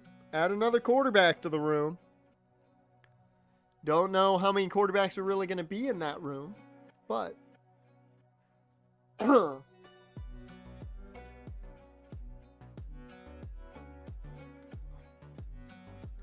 hungry. Fruit snacks every now and then. I love Keon Coleman. He's great. Yeah, we got Deron Henry. There we go. There's some depth at pass rusher. Okay.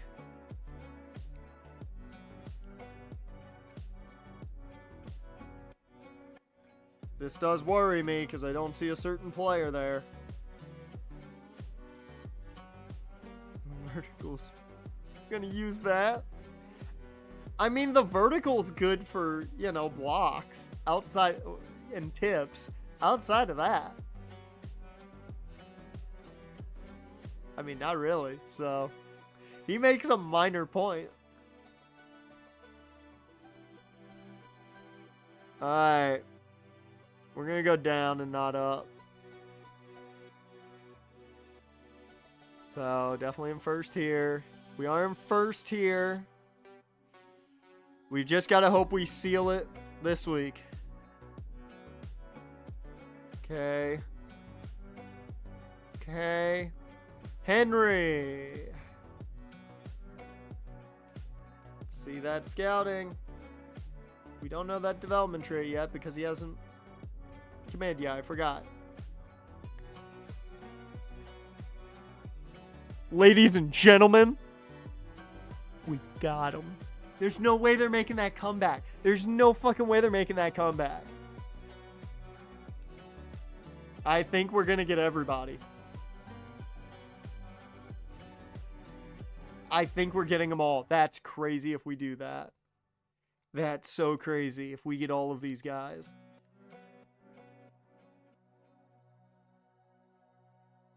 I would change it. Change it from Indianapolis at least. At least put it in Texas. It got serious, saying so much pressure on everybody's shoulders already. They stress about interviews. Nervous like it's a pop quiz. I mean, Wonderlic. So yeah, gotta take the pop quiz too. I love Keon Coleman, man.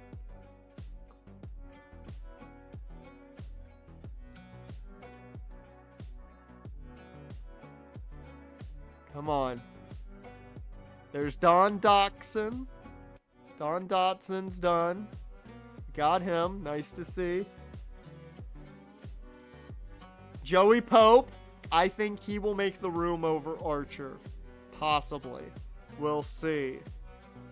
We may be going in with just 2 quarterbacks and 2 freshmen redshirted. Oh, there it is. He's gonna probably start on the line somewhere. Unless I'm impressed by another lineman. We have 2 guard spots open. we have 2 tackle spots. Well, 1 guard spot and 2 tackle spots. He's probably playing somewhere, if we're being honest. I might move him out to left tackle.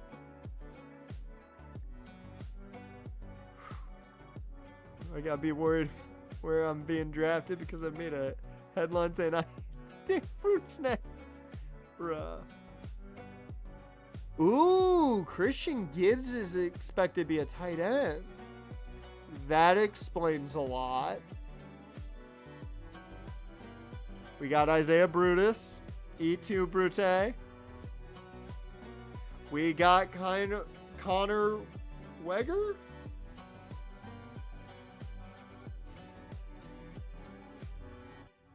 I think that's how it's pronounced. I don't know.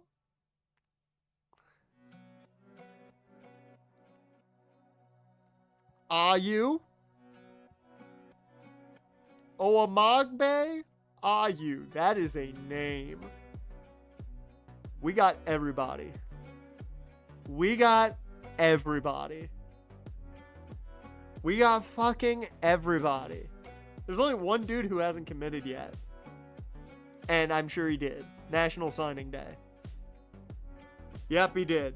Okay. We got Tony V. You guys saw him already. We got BJ Crow. You guys saw him already. Here are our full commitments. Tony V, Elite. BJ Crow, Impact. Tevin Nicholas, Elite. Okay. Fayad is Impact. I was worried he was going to be normal. That's better than I expected. And he's got takeoff ability. I didn't notice that. Okay. Raphael Butcher's here. You got Nick Burden. You got Martin Cobb. You've got Brett McInnes. You've got Cortez Witten. You've got David D'Ampiro. You've got Archer Silvestro, who's got Impact. He's going to have to fight to be on this roster. Carl Thomas. Carlos Brink. Mitch Thomas. Glenn Coate. Miguel Laporta. Tavon Gaddish. Jared Coffey. Don Dotson. Normal. That's a bit disappointing. I was hoping for at least Impact there, but we'll see. Joey Pope. Impact. He's got the speed. We'll see. Nick Bridgens. Impact. I didn't expect him to be anything bigger than it because he didn't give us the gem, but I'll take it. I'll take it. We need offensive line help. Deron Henry, normal. Christian Gibbs is a star. Connor, Impact. Ayu, Impact. Maben, Impact, but I'll take it. And Brutus, Impact. Not a lot of normal development outside the guys that I kind of knew were normal. The only shock was Dotson. That was really the only shock normal development. So I'm happy with that. A lot of Impact, a handful of elites. So I'm fine with that. And some of these guys are going to start. So, but nope, I want to see, where did we come out at? Top classes. Number 23rd overall. 5 4-stars, 21 3-stars, 1 2-star. Bridgens was Impact, which is fine. He's going to play no matter what, so probably. I'll take it. I'll take it. Position changes, though. This is where guys could wind up getting glitched out unless they fix that in the latest update. I don't know. We'll see. He's an 86. Yeah, I'm pretty sure he's starting. So, Matthew Horner probably gonna have to transfer. So, I'll be happy about that. It'll open the room. But we'll see how some of these guys do. Now, starting off, BJ Crow's to 75, which is solid. I'll take that. He is probably going to be the starter, like the depth chart starter. Tony V is probably going to be right behind him. I think there are 1 and 2 kind of guys. Then you have Tabor and Blanco, who are our, third down backs or receiving backs, and they'll see plenty of time.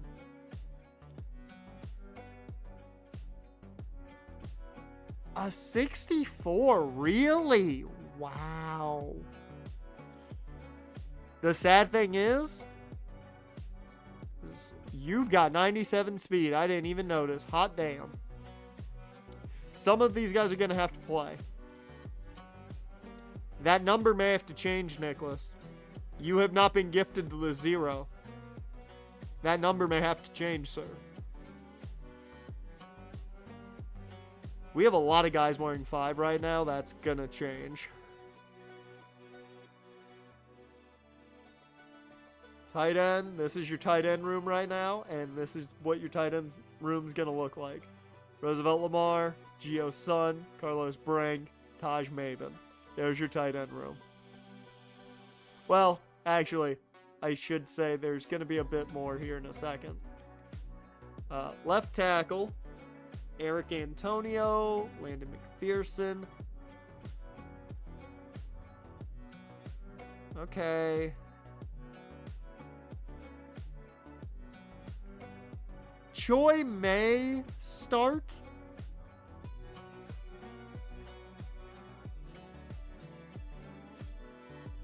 I'm interested what he comes out to everywhere else.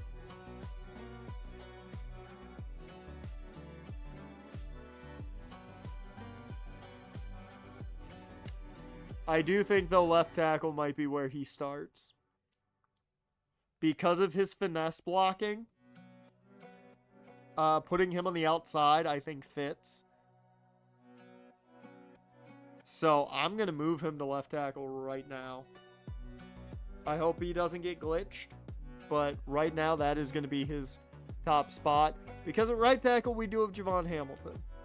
So we kind of have a guy who could take that job, Nick Burden behind him.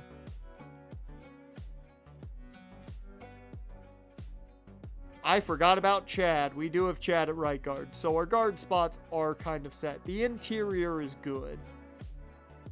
Left tackle is where he's going to have to play.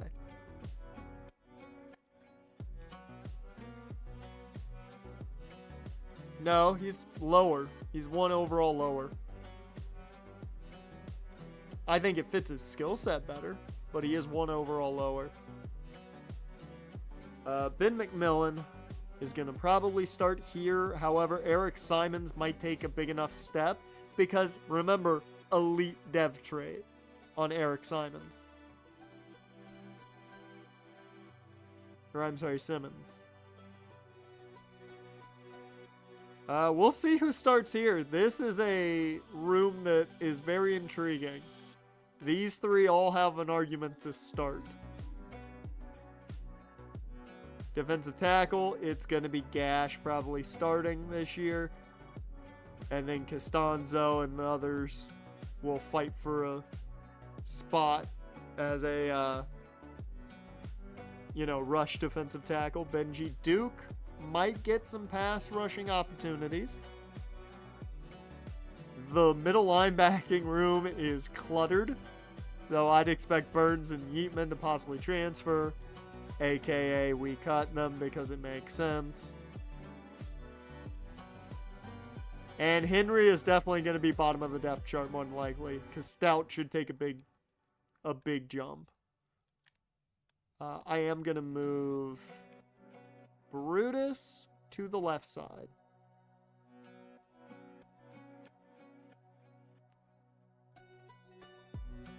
That's the only move I'm going to make. Corner, we're set. Safety, we're set. Strong safety, we're set. Kicker, we're set right now. Who's starting? That's a great question. Punter, we're kind of set. Let me look at the athletes. We have a handful of them. Oh, he fits better as a defensive lineman. I actually should look at your skill set before I do anything. So, 88 strength. The awareness is terrible. Let's see.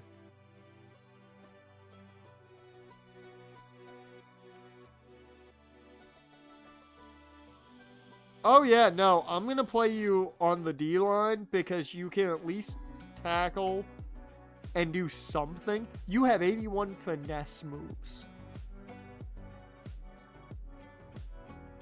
At 298? Maybe I should play you at end.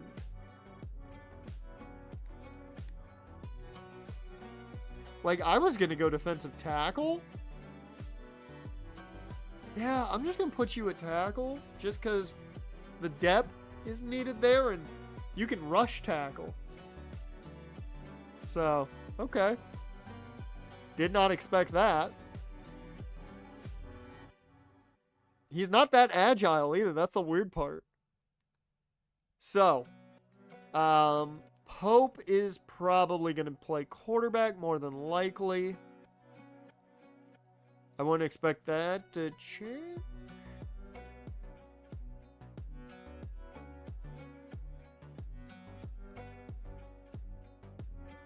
He's a decent enough receiver.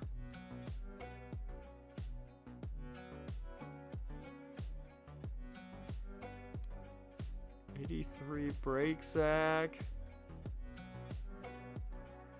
I'm just wondering. Okay, he is not a defensive back.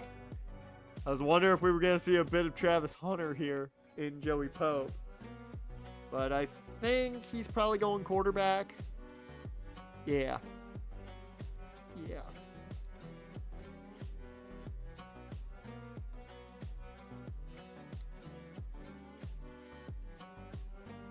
And Archer, you also are probably going quarterback. Yep.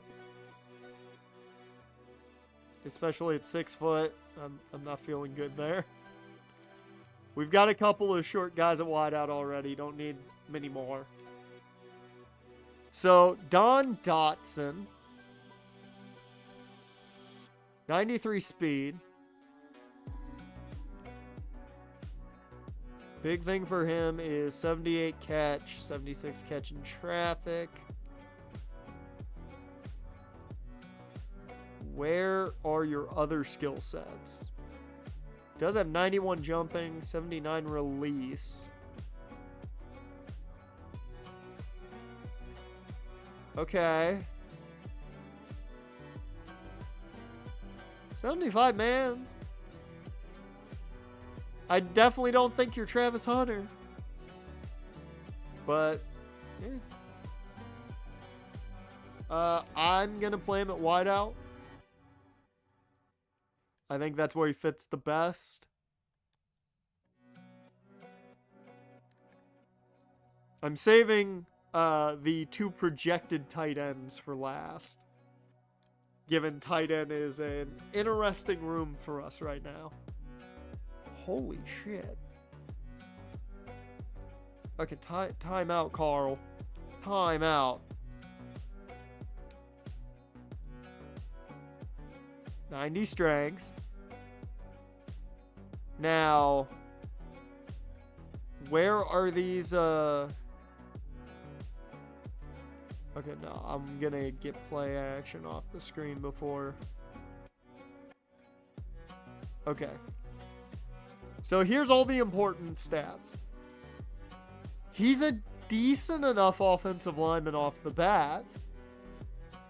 79 lead block, 85 impact, but 82 tackle.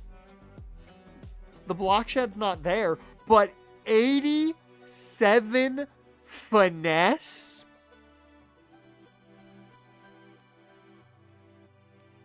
At 294, we just added 2 rushers to defensive tackle. Yeah, the room got a lot better real quick. That was one of my least favorite rooms on the team right now, and it got a lot better with 2 athletes that I thought were both offensive linemen.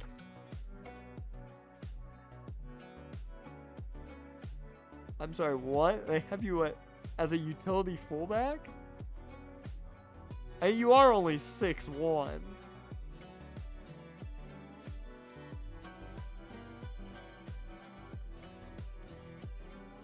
Alright, we've got to look over Christian Gibbs here. 82 speed, 82 strength, 78 catching.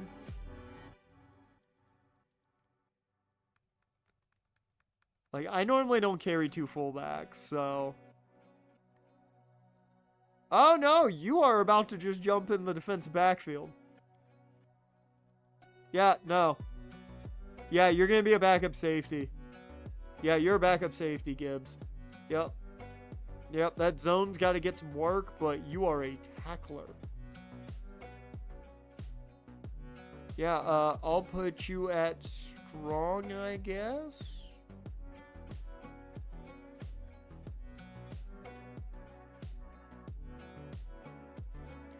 Actually,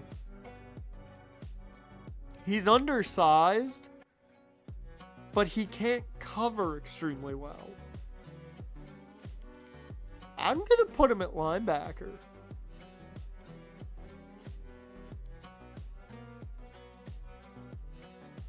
Because he's got speed and can tackle. That's all I need you to do.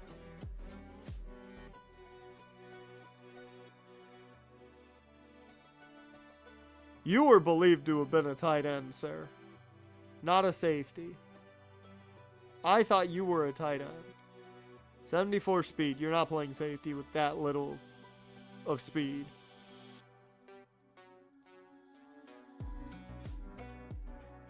Oh, never mind. That's Moses Holiday.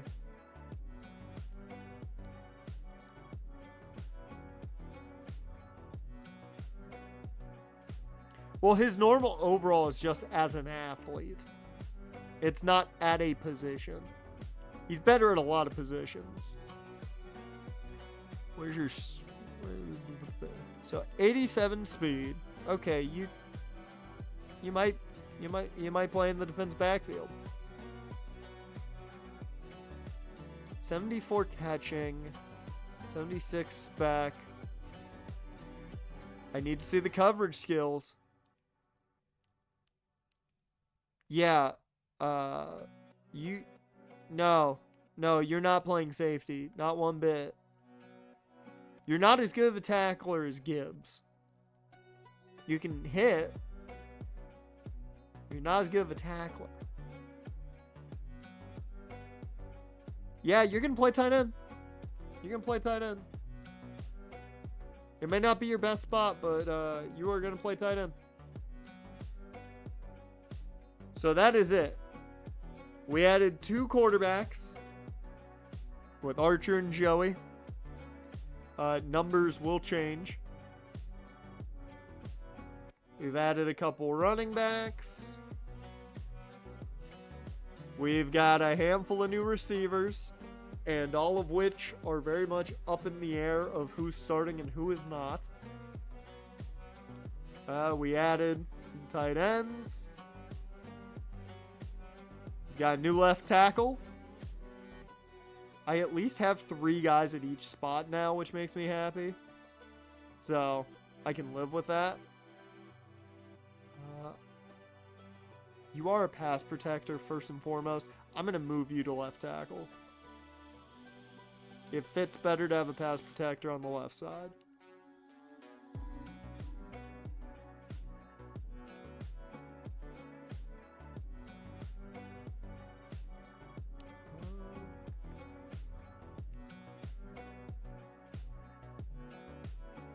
Since we've got more depth, I believe. on the right side. I feel like putting him on the left side, even though I know he's not even going to think about starting. Fits there. Defensive tackle went from having the least amount of depth to maybe being the most deep.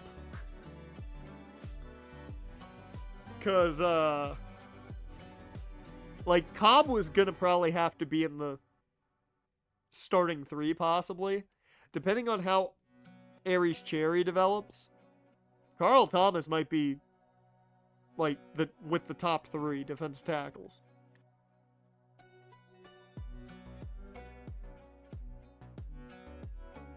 Like, this is going to be a very interesting team when it comes to seeing how people develop. That's going to do a lot for this team.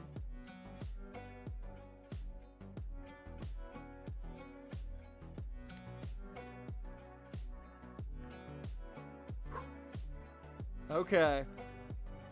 Here we go.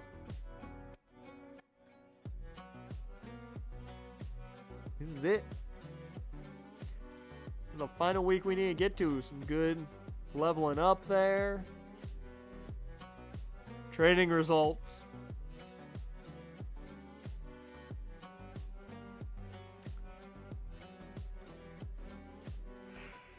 To say I'm disappointed would be an understatement. We don't have a single player in the 90s, like legitimately in the 90s. So that's a little disappointing. However, I do see one name that I'm very happy about their progression. There's a couple names, actually, that I'm very happy with their progression, but one specific. Let's start at quarterback. Scotty Skoranek takes a bit of a jump. Bush, not so much. Matt Horner took a nice jump. I don't believe John Bush took a jump at all. He seemed to focus more on his mental and physicals than actual skill set, which is fine. I mean, he's already got a great arm. His accuracies, I do think, got a bit better. But he did not take as big of a jump as I thought he was going to take. I thought Bush was going to take a much bigger jump. Now, Scotty looks like he got to work. He knows he's fighting for the job now. Yep. That was not maxed out last time. That was not maxed out. He got his arm to match John Bush. He upped a few of those accuracies.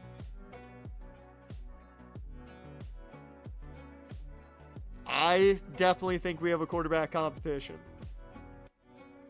He upped his speed. He got quicker. Yeah, I definitely think we have a quarterback competition. I don't think it's set in stone who's starting. I think Bush has the upper hand, given he played a good chunk last year, but Scotty's got a chance. Scotty's got a chance. At running back,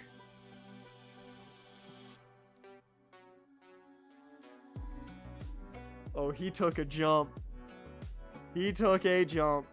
A nice little boost for Nico Blanco, as he should be our best overall running back.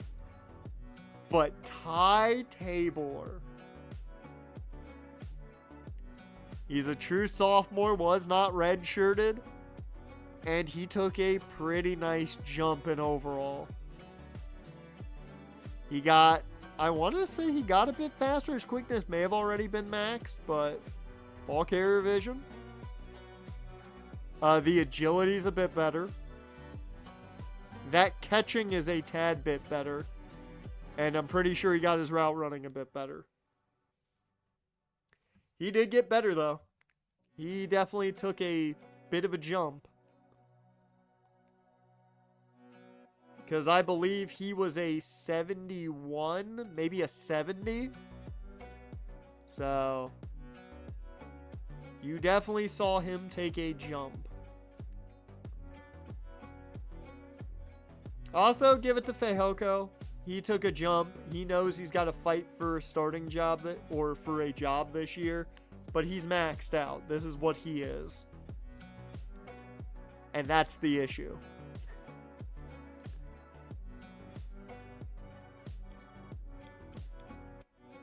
What's that carrying at? That's the big question. 82, not good enough, my guy. You're going up against guys with 85. That's the issue.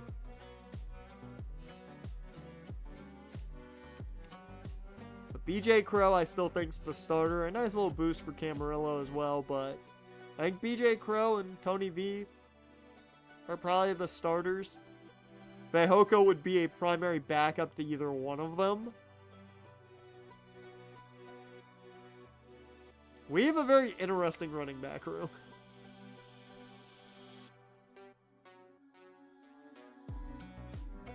I don't know if you guys knew what Dakota Pounds was when last year started. Man went up 11 overall. This man went up 11 overall. He only upped his stats. This man is why you get a fullback. You get a guy that works hard at his job like Dakota Pounds.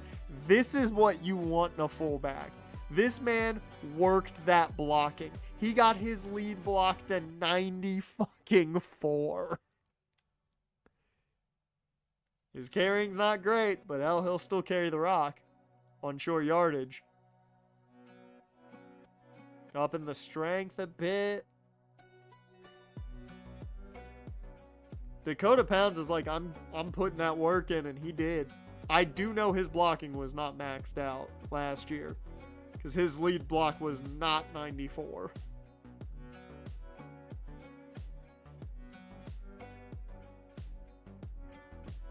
And of course, no shock here, Alex Slade put in so much goddamn work. He was a 71. Now, he's not 89. He's what? I believe he's 86. He was a 71 last year. This is Alex Slade. What you are looking at is Alex Slade. He took the time to get to his full potential. This is your number one receiver. He will play majority in the slot, but this is your number one receiver for the Death Valley Technical Scavengers. And there's not even a question.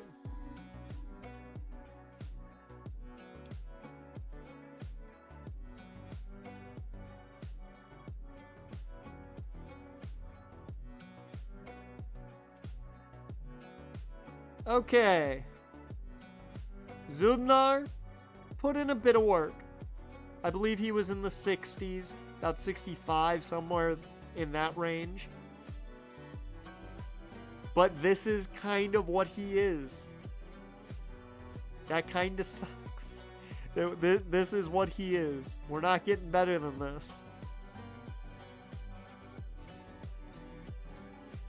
The speed's there, the hands aren't. And that's what worries me. On a number of occasions, as much as I love Talia, he is arguably one of my favorite players we brought in the entirety of the series. Love the man to death. Had a great senior campaign. This is your exact replacement. He did not have the hands. His hands capped at, what was it? 79, I believe, was his catching. 75. This is a near exact replica.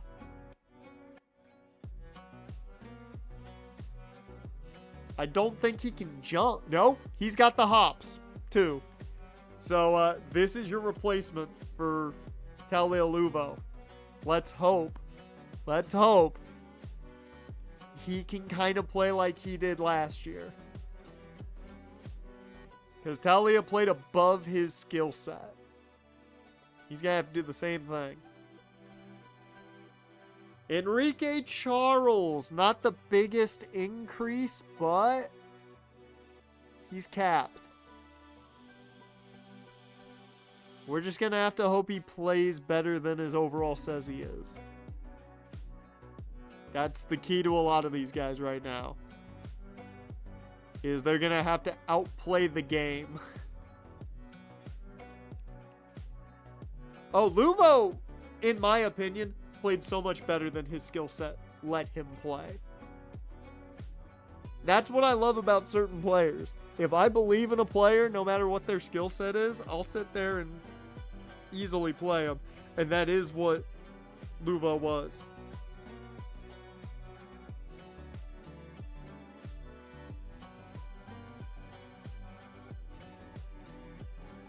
Like, he played so damn well. Especially last season. He was getting behind guys with ease, but he dropped 2 big plays in that game against Michigan. Keep that in mind. So, big questions of how these guys are going to play. Jeremy Strong. I don't know what you're going to bring to the table, man, but you're also capped. All these receivers, give them credit, they worked on their skill set. However, it's not great. Once again, you get a solid player here, but he's not, that next level of player. He's more sure-handed than a lot of our guys. There's so many questions at wideout. And then you've got the question of who else plays. I'm going to be playing practice a lot to figure out this wide receiving core. Tight end. The biggest jump I saw was Roosevelt Lamar. I saw his name in that top bit of players, and I was shocked. I'm happy because it gives us a tight end, and he's got decent enough speed. He could be that number 1 tight end. I mean, the offense is built around running the football now. Screens and things like that are going to help our receiving core probably. But if we have to take some shots, we're in trouble. Luckily, Roosevelt Lamar goes up a ton, and he is capped at an 88, and I am fine with it. That blocking is fantastic. That is great. The hands aren't fantastic, but you know what the positive is? He's got better hands than Matt Gage. He could legitimately be what I want at tight end for this team to succeed. And that's the positive. 77 speed, not going to burn anybody, but that's fine and dandy. Just get some space, and I'll be happy.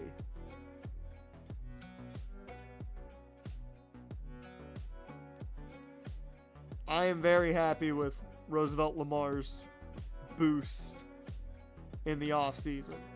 Now, behind him, you've got Gio Sun. Man could have been quarterback, but we elected to play him at tight end. And that release with the short route running. 2 tight end sets are going to be fun this year.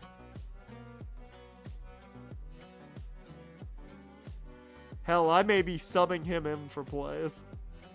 He can block solidly, too. That's a lot better than I thought it was going to be. Oh, okay, never mind. There's a fight for the starting tight end spot now. Yeah, there's a fight for that starting spot. Gio Sun just made it more of a fight than I thought it was going to be.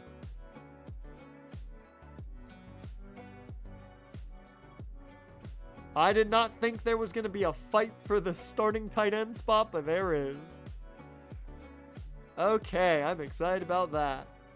No questions here. Nick is your starter at left tackle. That's not a question.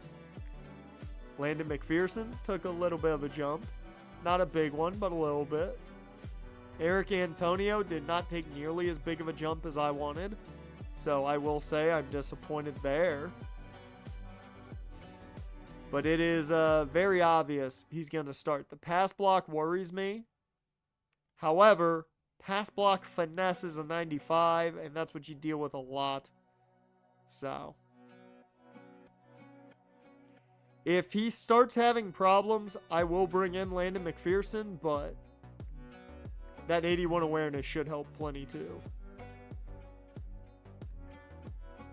Left guard.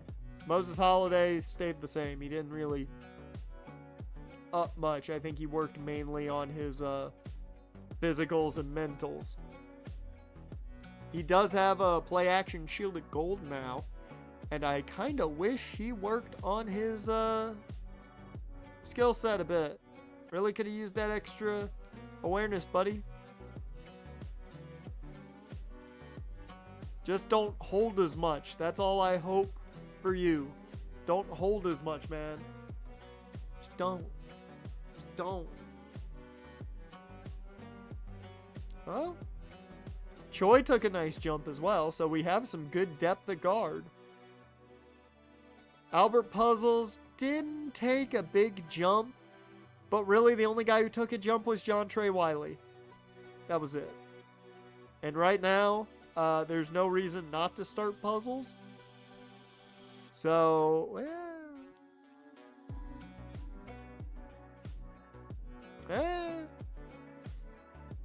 okay, much better run blocker. Not against power, but against finesse. I don't know, we might be seeing a fight at center too. Albert Puzzle's gonna have to fight to keep that spot. Chad gonna start at right guard. As long as I don't see anything better here below him. Wait a minute.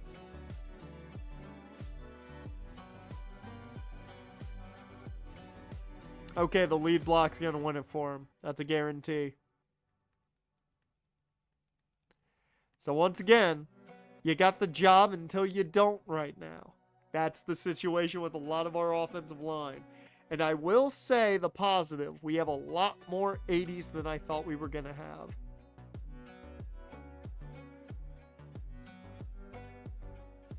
You did not take nearly as big of a jump. That is very disappointing. Ugh.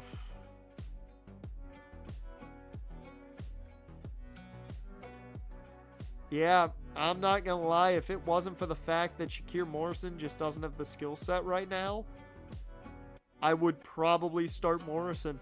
Hell, Tevin Grant could probably get the start.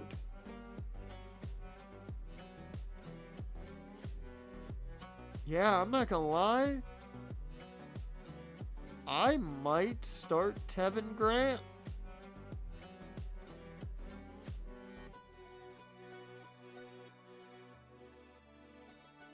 I was not ready to say that. But from a skill set perspective, I like Grant better.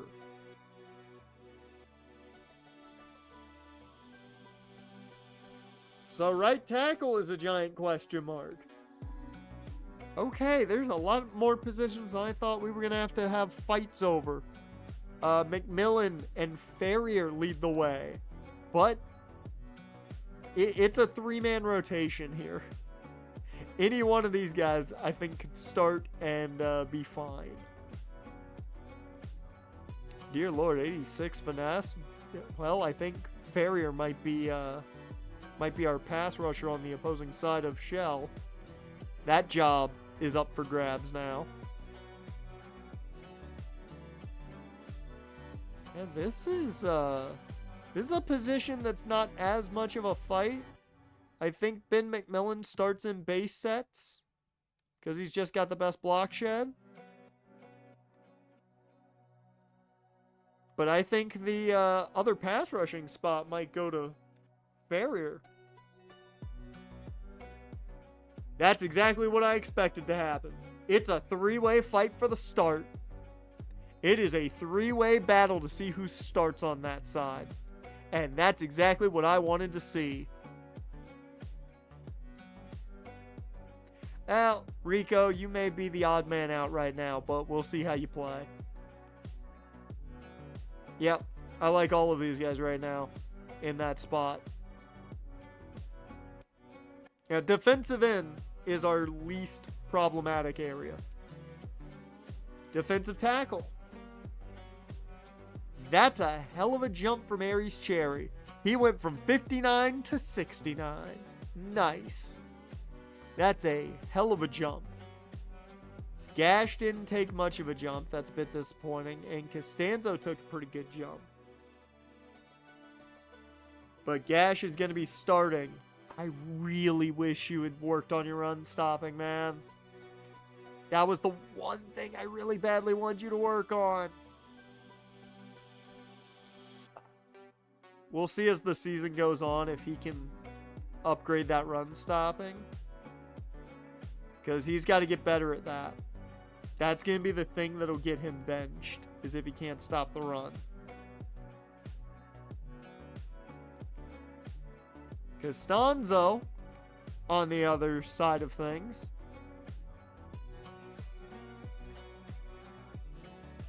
I mean, he's still got room to improve. And he's pretty solid against the run already, so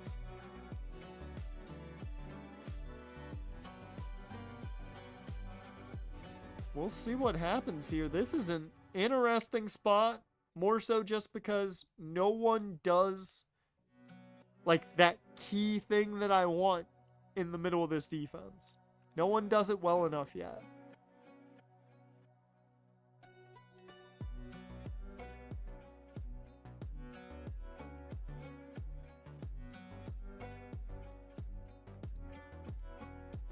Outside linebacker, it's Benji Duke.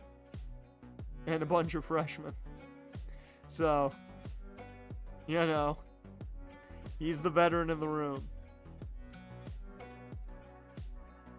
AJ Burns didn't take much of a jump. Yeatman took a little bit of a jump, but not much. The big jump in the room was Daniel Rubin out of the bunch. They're all right at each other's level. But yeah, I believe these two are probably going to I'm going to have them transfer. And we are going to be left with Clay Donnerson, Rubin, McLaurin, and Vela.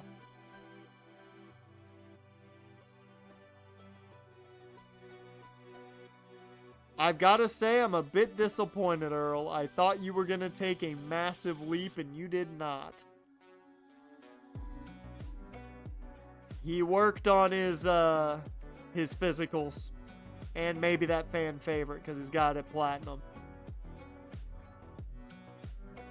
I was really hoping you would just kind of balance yourself out to be the monster that I know you are, but okay. That's okay. You had a monster season last year. You just got to do that again. You're not going to get drafted either way, but you got to do it again. Zach Stout had a nice boost. I want to see his moves now. Solid. He's not there yet, but solid. He is our best run stopper. Out of the three of them, he's our best run stopper.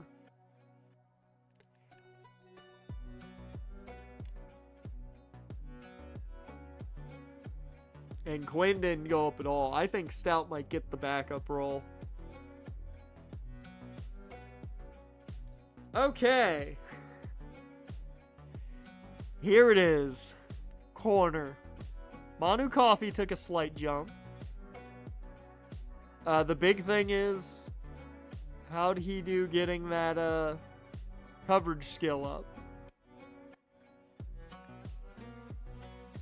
It's better.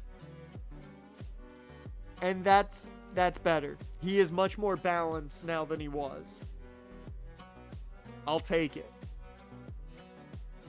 I'll take it. He's just got to make sure he doesn't get burnt. But he's at least more balanced than he was. He was a lot more of a pure man cover guy. Now he can play a bit of both. And John Crane went from the 4th on the depth chart last year to now he looks like he'll be number 2 or 3. And he is a pure man cover guy. And he has stayed that way. So I've got a feeling he will probably be the other outside corner. I'm a little worried, though. I'm a little worried.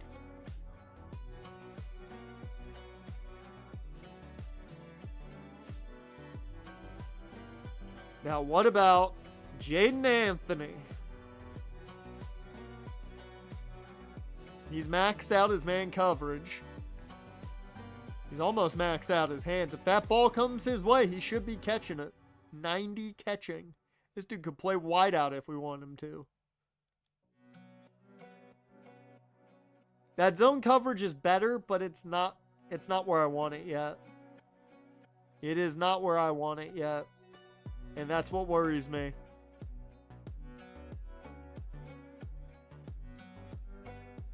We are going to play heavy man coverage again. That's definite. We're going to kind of be forced to. And Brian Cook, the redshirt freshman, takes a big leap. We were hoping for it. Okay. Okay. Solid man.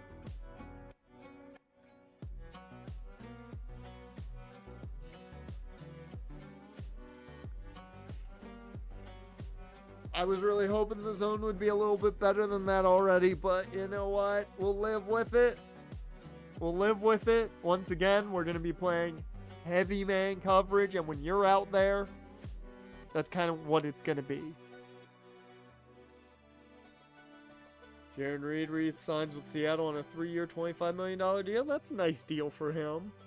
And then Bolton gets 3 years, $45. That's actually cheaper than I expected.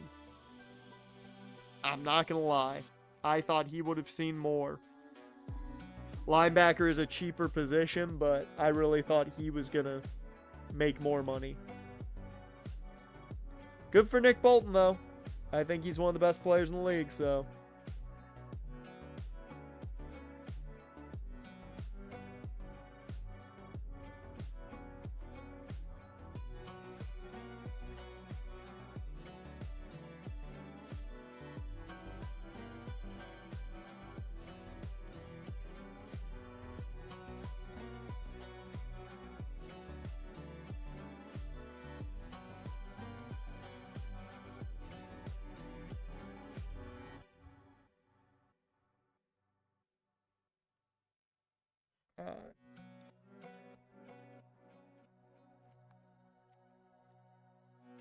He is our fastest guy, though, so that man coverage is going to be great with his speed. So I think our top 3 are locked in. Coffee, Crane, and Anthony. Where they play in that order, I don't know. Clayton Briscoe, more of a zone guy initially. Playing really good in man now. And that zone is terrible. Never mind. He was more of a man. I thought he was more of a zone guy. Lions plan to release Zadarius Smith. That makes sense. Open a little bit of cap space. They need to get that tandem partner for Hutch. Let's see if Cortez Harris got any better. That zone's great. That man is okay. He has gotten better in man coverage, but he's still a zone cover corner.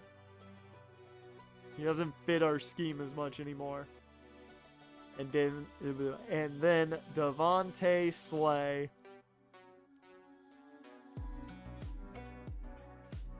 You know what? I'd say he's actually better than Cortez Harris is. Right now, I'd say he's probably better than Cortez Harris.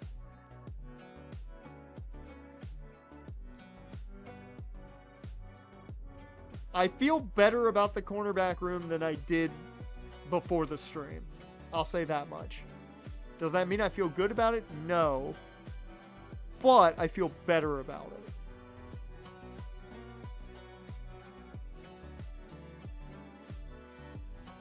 Wow. I mean, rumor was he wants, what, $40 million a year, so I get it.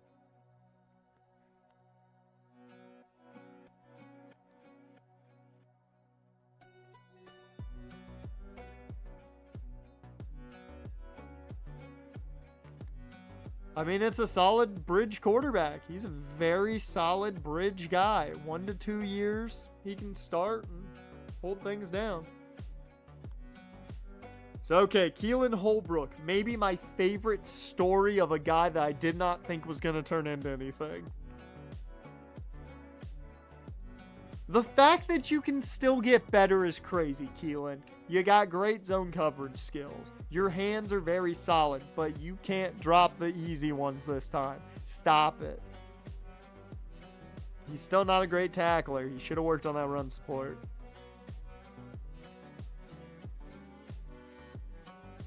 I mean, he is just a ball hawk back there. If that ball comes his way and he can get his hands on it, it's probably getting picked off. Yeah, Jamie Trinidad had a good jump, and so did Brian Beatty. Good on them. But let's talk about him, because he was up there too. Eli Mielhauser. I'd argue if Clay was not on the team, this is your, like, captain of the defense. Because Mielhauser played so damn well last year.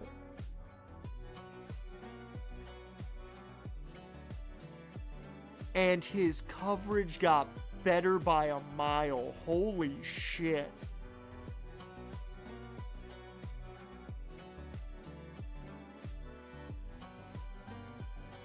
So our safeties do not cover in man. So we're probably going to see a lot of two-deep safety this year. Expect a lot of two-deep safeties. But holy hell.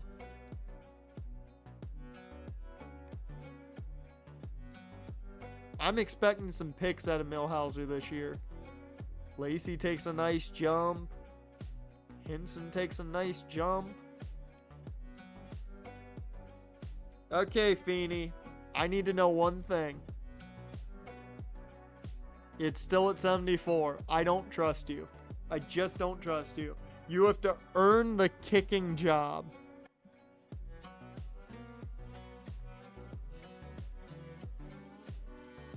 You have to earn the kicking job, Trent. And he's going to have to fight Cortez Witten for it. They both wear number 11, apparently. And Devon Ecker is the punter. He is the punter. We don't have another punter. He is the punter. So, overall, I do think the team is better in the spots that they needed to get better at.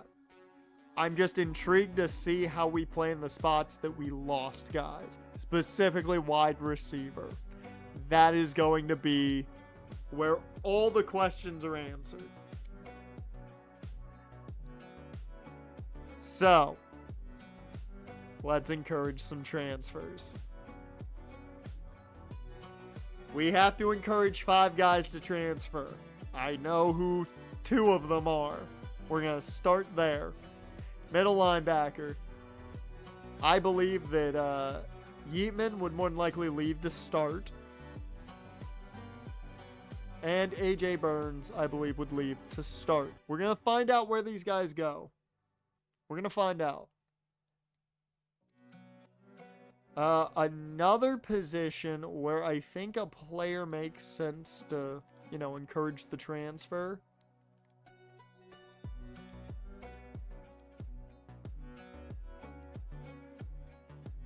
Where are the older guys? Because we have a lot of young guys. I don't feel we have a lot of older guys that would make sense that they'd be like, oh, I need to transfer. I think there's definitely an argument with Steve Swoop. Or even Choi. I think there's an argument saying Choi would want to transfer.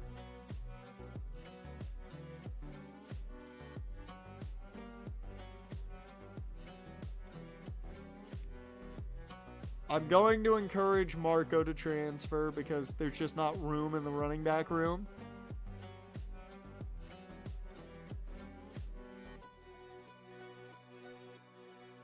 And Matthew Horner. I'm going to encourage him to transfer.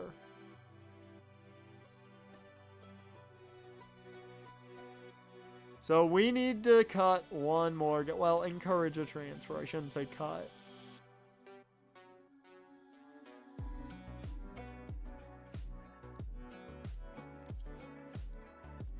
Are there any safeties that I think would leave? No. No corners that I think would leave. Maybe Cortez Harris because he's not going to start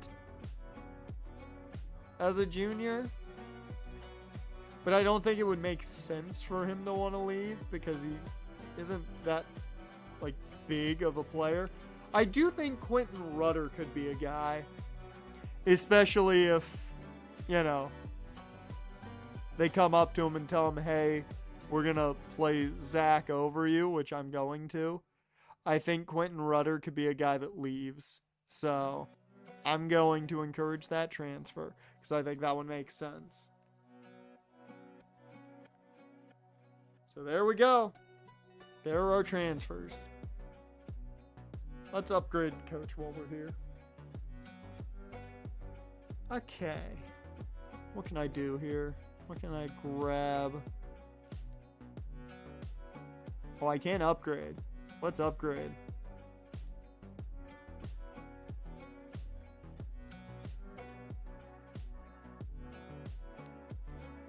DB boost.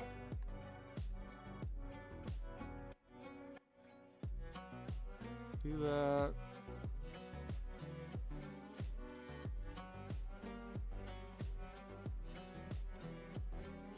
Yep. I think that's the best thing to do here.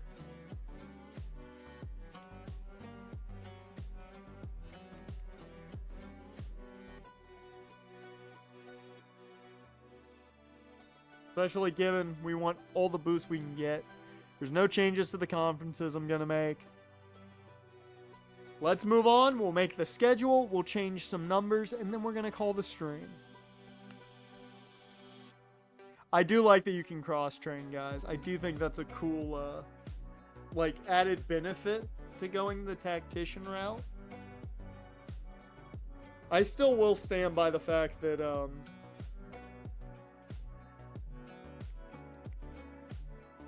recruiting is the best start, always. Let's do this. Let's find one prospect.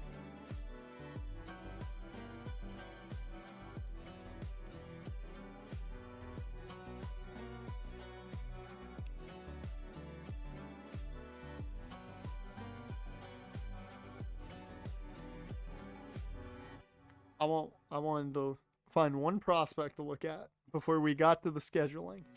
And I found a prospect to look at. I found him.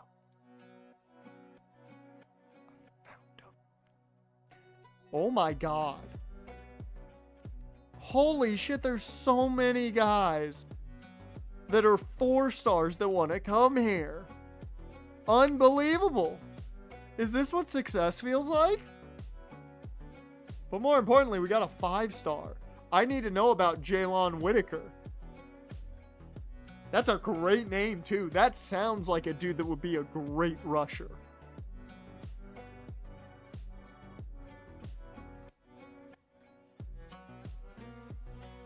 Yep. Yeah, welcome to the team, man. 86 finesse. 86 acceleration. 84 speed. This man plays outside linebacker for us, not end. This guy would be playing a 3-4 linebacker. That's what he's playing, and he's getting the scholarship immediately, and he's getting a car, and he's getting a house, and he's getting whatever he wants from the NIL.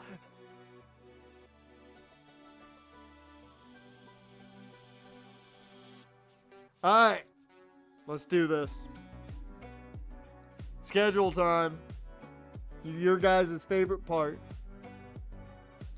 So the game said we're going to play Eastern Michigan, the Royals here, ULM, Indiana, then Florida, then UTSA, and conference play starts. So the only thing I'm going to do is I'm going to open this week for now, because I normally like a bye before conference play.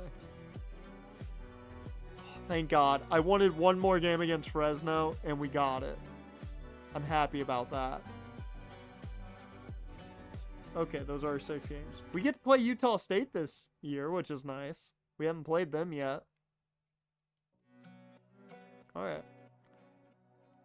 There, I will say, we got the easy chunk of the Mountain West.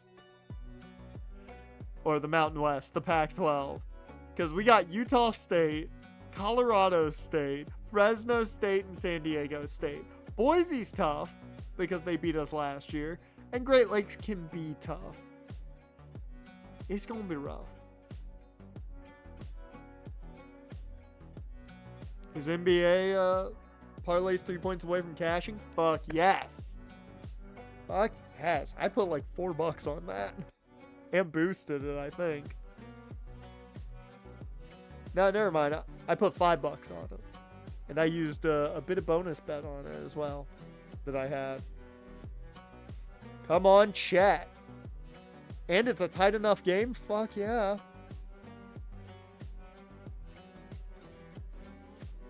Oh, man, did that one not hit? No. Ah. Teams were scoring too much, damn it. Fuck.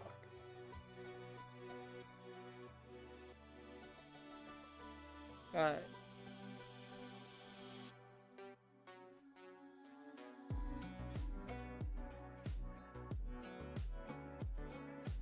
Want to see? Nope, nothing worth looking at there.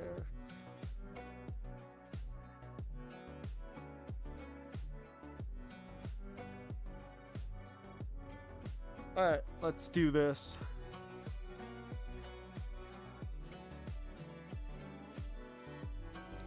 Well, yeah, because if you lose one game in conference, there's a chance you don't make the playoffs because you need the conference championship to essentially make the playoffs. That's how tough it is to make college football playoffs when you need that. I'll make a profit already today if it hits. If it hits, I've already made profit today. C-State, Michigan, UAB, and Georgia. That's your tough? Really? That's the hell?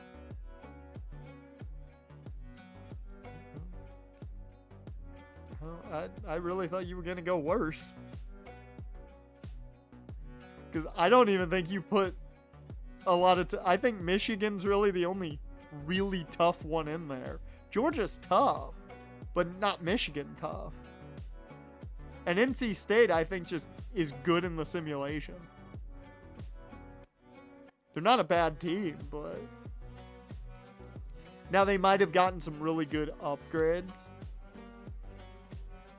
Well, they might have, looking at their overall.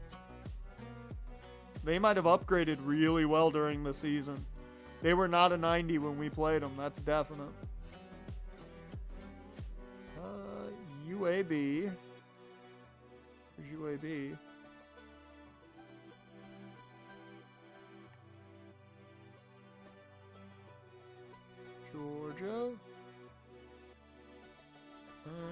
Michigan. Can I get all of them with these? Oh, shit, I did. Look, that's cool. Wow, Michigan's not as good as NC State when it comes to overall. That's surprising.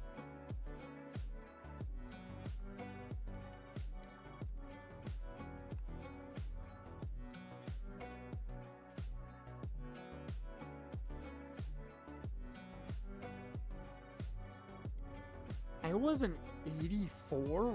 Really? Good for you, Iowa.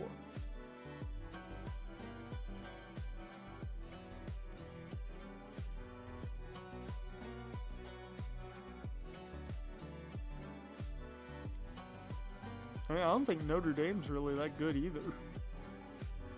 If I'm being honest. I do have to check something real quick. That's 5, 6. Okay, we get one more. And I don't want week 0 this year. You get week 6. Because we were able to get all the teams there. You get one team in week 6. You have to pick one of the teams that are available here.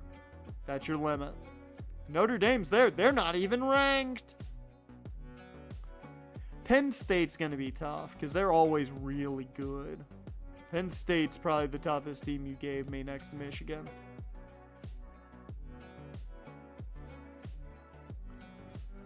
Let's see. What makes sense here? So we play Fresno at home, Boise at home, and Utah at home. Man, we don't even get to end the year at home? That sucks. We gotta end it in Snapdragon? Fucking Qualcomm Stadium. So we'll play Florida away. I'm good with going to Gainesville. Tough environment. I'm good with it.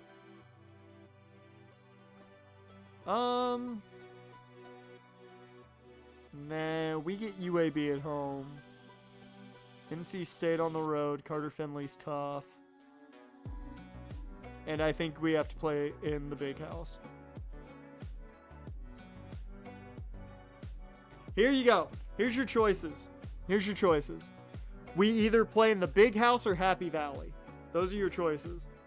Where would you rather be, at home or away? You can either go Michigan in the grounds and Penn State in Beaver Stadium. Saying Happy Valley. Okay, well. That means the season will go no game in week 0. At Carter Finley to begin. So we're on the road to start. We then come back home to face UAB. And that starts a 3-game home stint against UAB, Georgia, and Michigan. Then we head down to Gainesville to play in the Swamp. And then we head up to Happy Valley to play, or up to Beaver Stadium to play in Happy Valley. So, I mean, every single one of these stadiums outside of UAB's is tough to play in. Like, Carter Finley is erroneous to play in if you're an away team. Because the way that stadium is set up is the student section is always on the side of you. So you're never dealing with the student section in the end zone. You're dealing with them on the side. So they're always screaming at you. That is built to annoy the fuck out of you. Georgia is Georgia. The big house is the big house. The swamp's the swamp. And Happy Valley's Happy Valley. So, you know. Yeah. You got legacy for these 4. NC State's just built to annoy you and they sell out.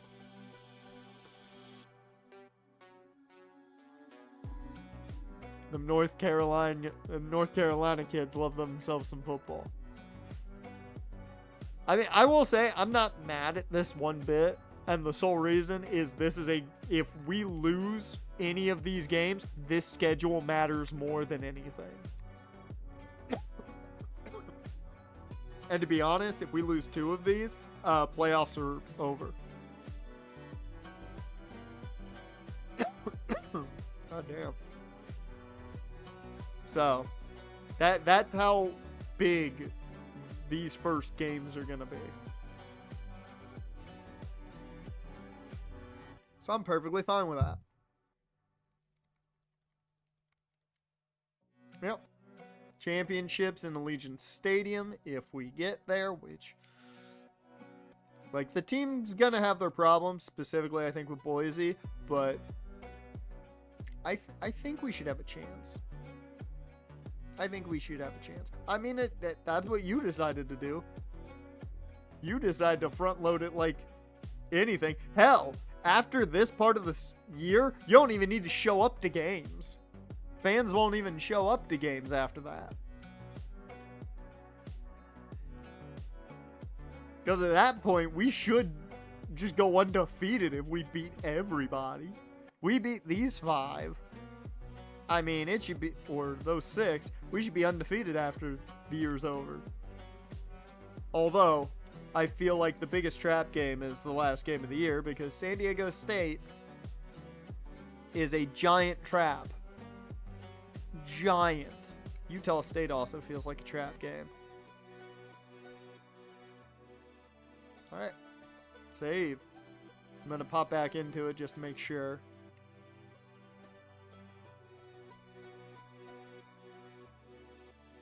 Yep. Cool. Cool. Okay, let's change some numbers real quick. Because we have to make sure guys are set number-wise and nobody is repeating with anybody on that side of the ball. Good. I'm down with Pope rocking 11, but I want to know what other numbers are available. Keep in mind, I'm only doing these guys' numbers because if an injury takes place, one of them might have to play at some point. So, that's the only reason I'm worried about the quarterbacks. Let's see. Aw, 7's not available? Damn. I really was kind of hoping 7 was available. Yeah, I'm going to stick to 11. I like 11.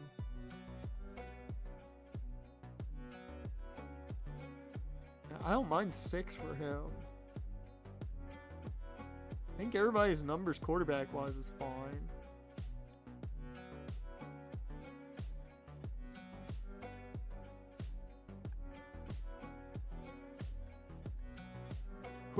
Actually, bigger question. Who's wearing 0 on offense? That's the bigger question. Who do you guys think should wear 0? And if you just want to say the starting quarterback, I'll give you that. And that'll be either Skoranek or Bush, whoever starts. Who wears 0? That's the number we have to give out first. Dear Lord, all of you guys are in the 80s? Okay, that's fine. Those are tight end numbers, so I'm cool with it. Blades 2, another 7, 5, 83.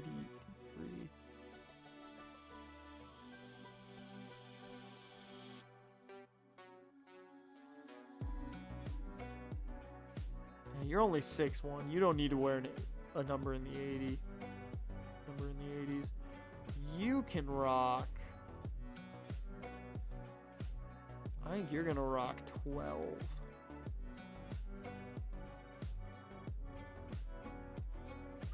10. Yeah, you're gonna rock 12.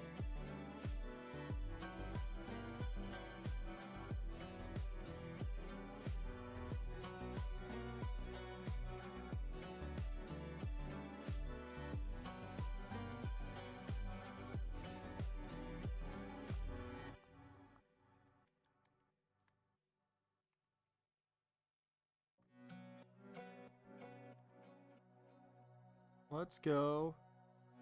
Woo. Thunder took out Chet in the 4th. Uh-oh. Oh, that's not good. We might have to hope for overtime. I mean, there's 10 minutes left according to what I'm seeing on FanDuel, so Maybe? Maybe? We'll see.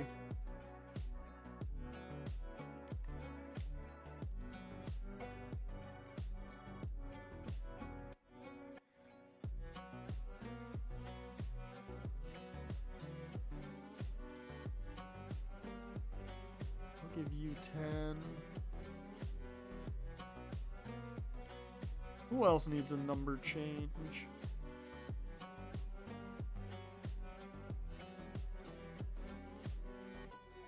I think that's fine. I think everybody else can keep their numbers. 80, 83.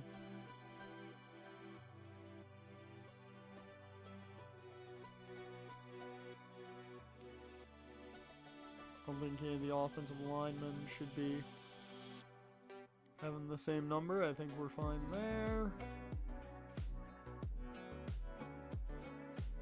Somebody else wearing 56?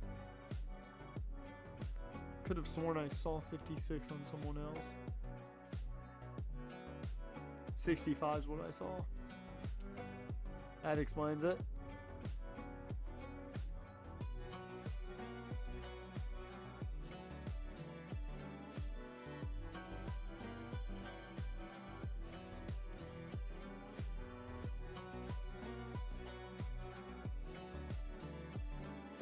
Okay. Defensively,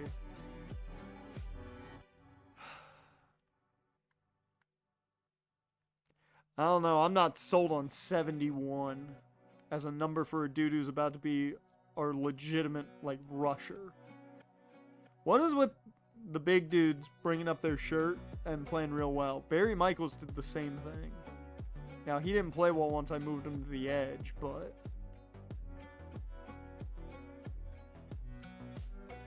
Also, who's going to wear 0 defensively? Yeah, you kind of got to wear it. Okay, I'll let you keep your 71. Since all the 90s seem to be taken.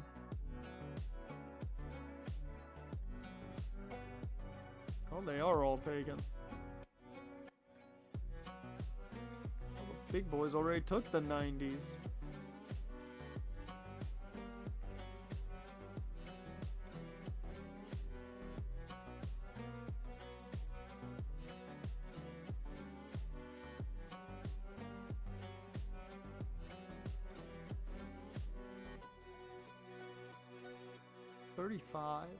Jets back in. There we go.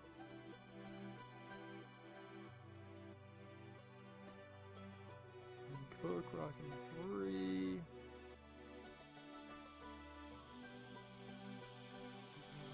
Nobody else on the defense is rocking 5. Nobody else is rocking 15.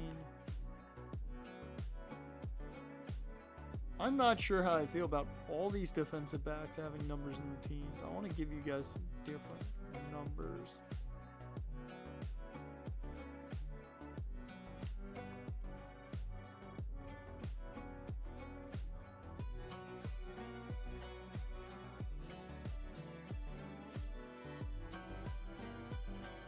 One's open, so I'll lay up one more bucket. One more point. That's all we need.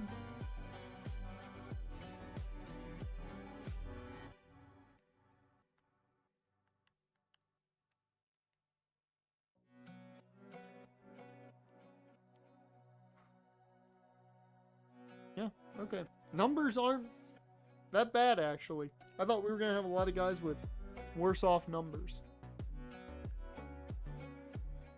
Who's rocking the 0s, offensive and defensively? Right now, I'm thinking Earl Shell on the defense, because he did have the monster defensive performance. I think that makes sense. And then I don't know who to give it to offensively. Maybe our starting running back. Whomever, well, BJ Crow's probably going to be the starting running back, but I feel like 0 might have to go to Blanco. Nico might have to wear 0. He might be the only guy on the offensive side of the ball that kind of deserves it. Because the quarterbacks, I don't think, have been here long enough to kind of earn 0. I think Nico's the only guy. Maybe pass it to Slade. We could pass it from Luvo to Slade.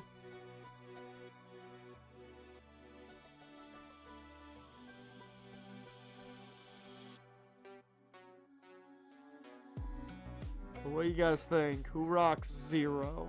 I'm going to give the defensive one to Shell because that one just makes too much sense.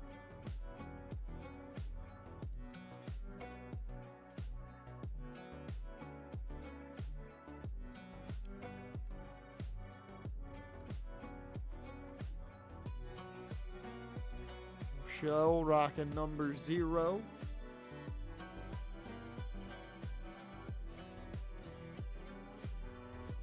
It began with Taj Coles. It's going to end with a pass rusher.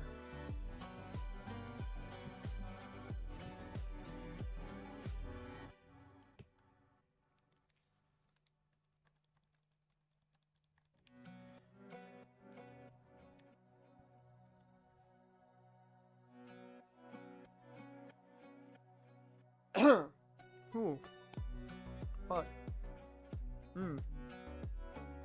That wasn't fun.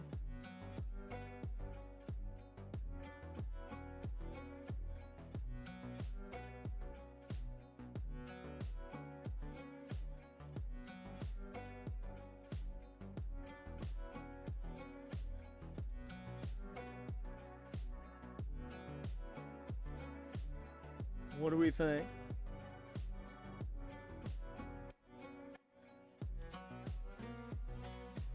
Offensively, who gets it?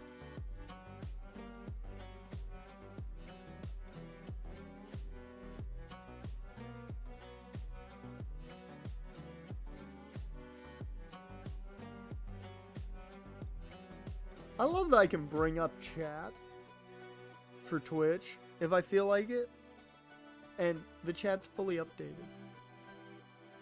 I love that.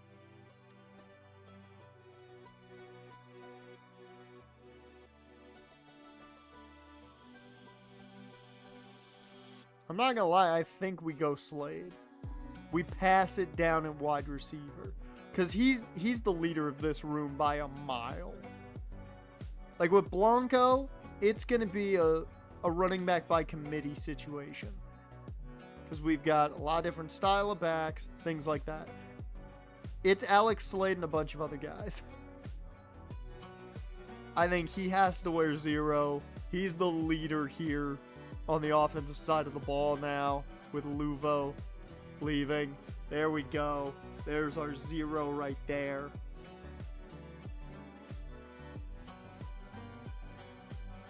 And also with that, I think I'm going to give 2 to BJ Crow as a number. Actually, no. Because what are you rocking? 22? Oh, I like 22 and 33 as our receiving back combo. Yeah, you're gonna rock. You're gonna rock 2.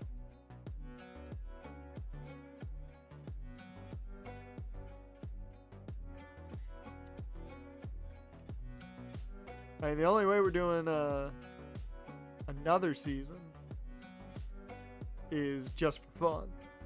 It ain't probably gonna be any insanity going on. But that right there is the setup for the final season in Scavengers football. Right now, what you can expect is BJ Crow probably the first running back onto the field, unless we're in a, shotgun set. Another thing you can expect, it's going to be Bush or Skoranek at quarterback. We may not touch on recruits much at all. So, like, maybe not a lot of halftime stuff this season, since it's going to be the last one. There's no real reason to touch on it. So we may not talk about recruits unless it's, they commit during the season. And even then, I may not even bring it up. I'm trying to think if there's anything else that might change with this year, with this final season setup. Probably not. when it comes to everything else. What you will get, though, is Wednesday, more than likely. I doubt you get it tomorrow. You took out Chet again? God damn. How much time's left? 7 minutes. 7.5 minutes. Gotta put him back in. Gotta put him back in.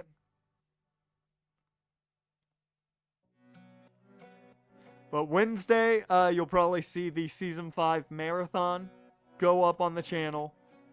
And then either Friday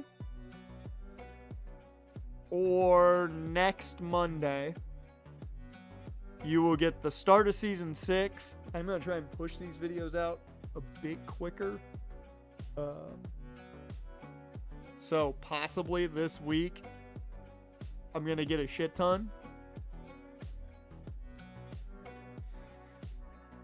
No, because we don't have anything to show for that. If I could show, like, actual gameplay for, like, college baseball or basketball or shit, that's what I would do, but since I can't, probably not going to happen. Now, given I'm probably not going to be in character for the next Team Builder Dynasty, I think we're just going to kind of do it more laid back for the next Team Builder Dynasty. I might actually do, like, a halftime for other series that are going on. That might actually be a thing. But, no, wait till NCAA College Hoops returns. Indeed. If that were to happen, then we're talking about halftime updating other sports. But with that, that is going to bring us to the end of this one. This week, I'm going to try and get a couple weeks recorded. So I'm going to try and get as much ahead of schedule as I can this week, with you guys just getting the one marathon video. But we are going to get through Season 6. That's going to be the swan song. And then we get ready for the next team builder. I'll talk more about that at the end of this series in the next offseason, the final offseason, when we say goodbye to a bunch of these seniors. Even though I think the only one we really got to say goodbye to is Raheem Clay and Moses Holiday. That's essentially all of them. And anybody that goes pro. But with that, I appreciate you guys for watching. Jaron, Dusk, anybody watching after the fact, anybody just chilling in the chat, I appreciate you guys. And as for the schedule on Twitch this week, it's going to be the same as it always is. No different, even with my birthday Thursday. We're still going to play some visual novel Thursday because I love it. But with that, I will see you guys next time.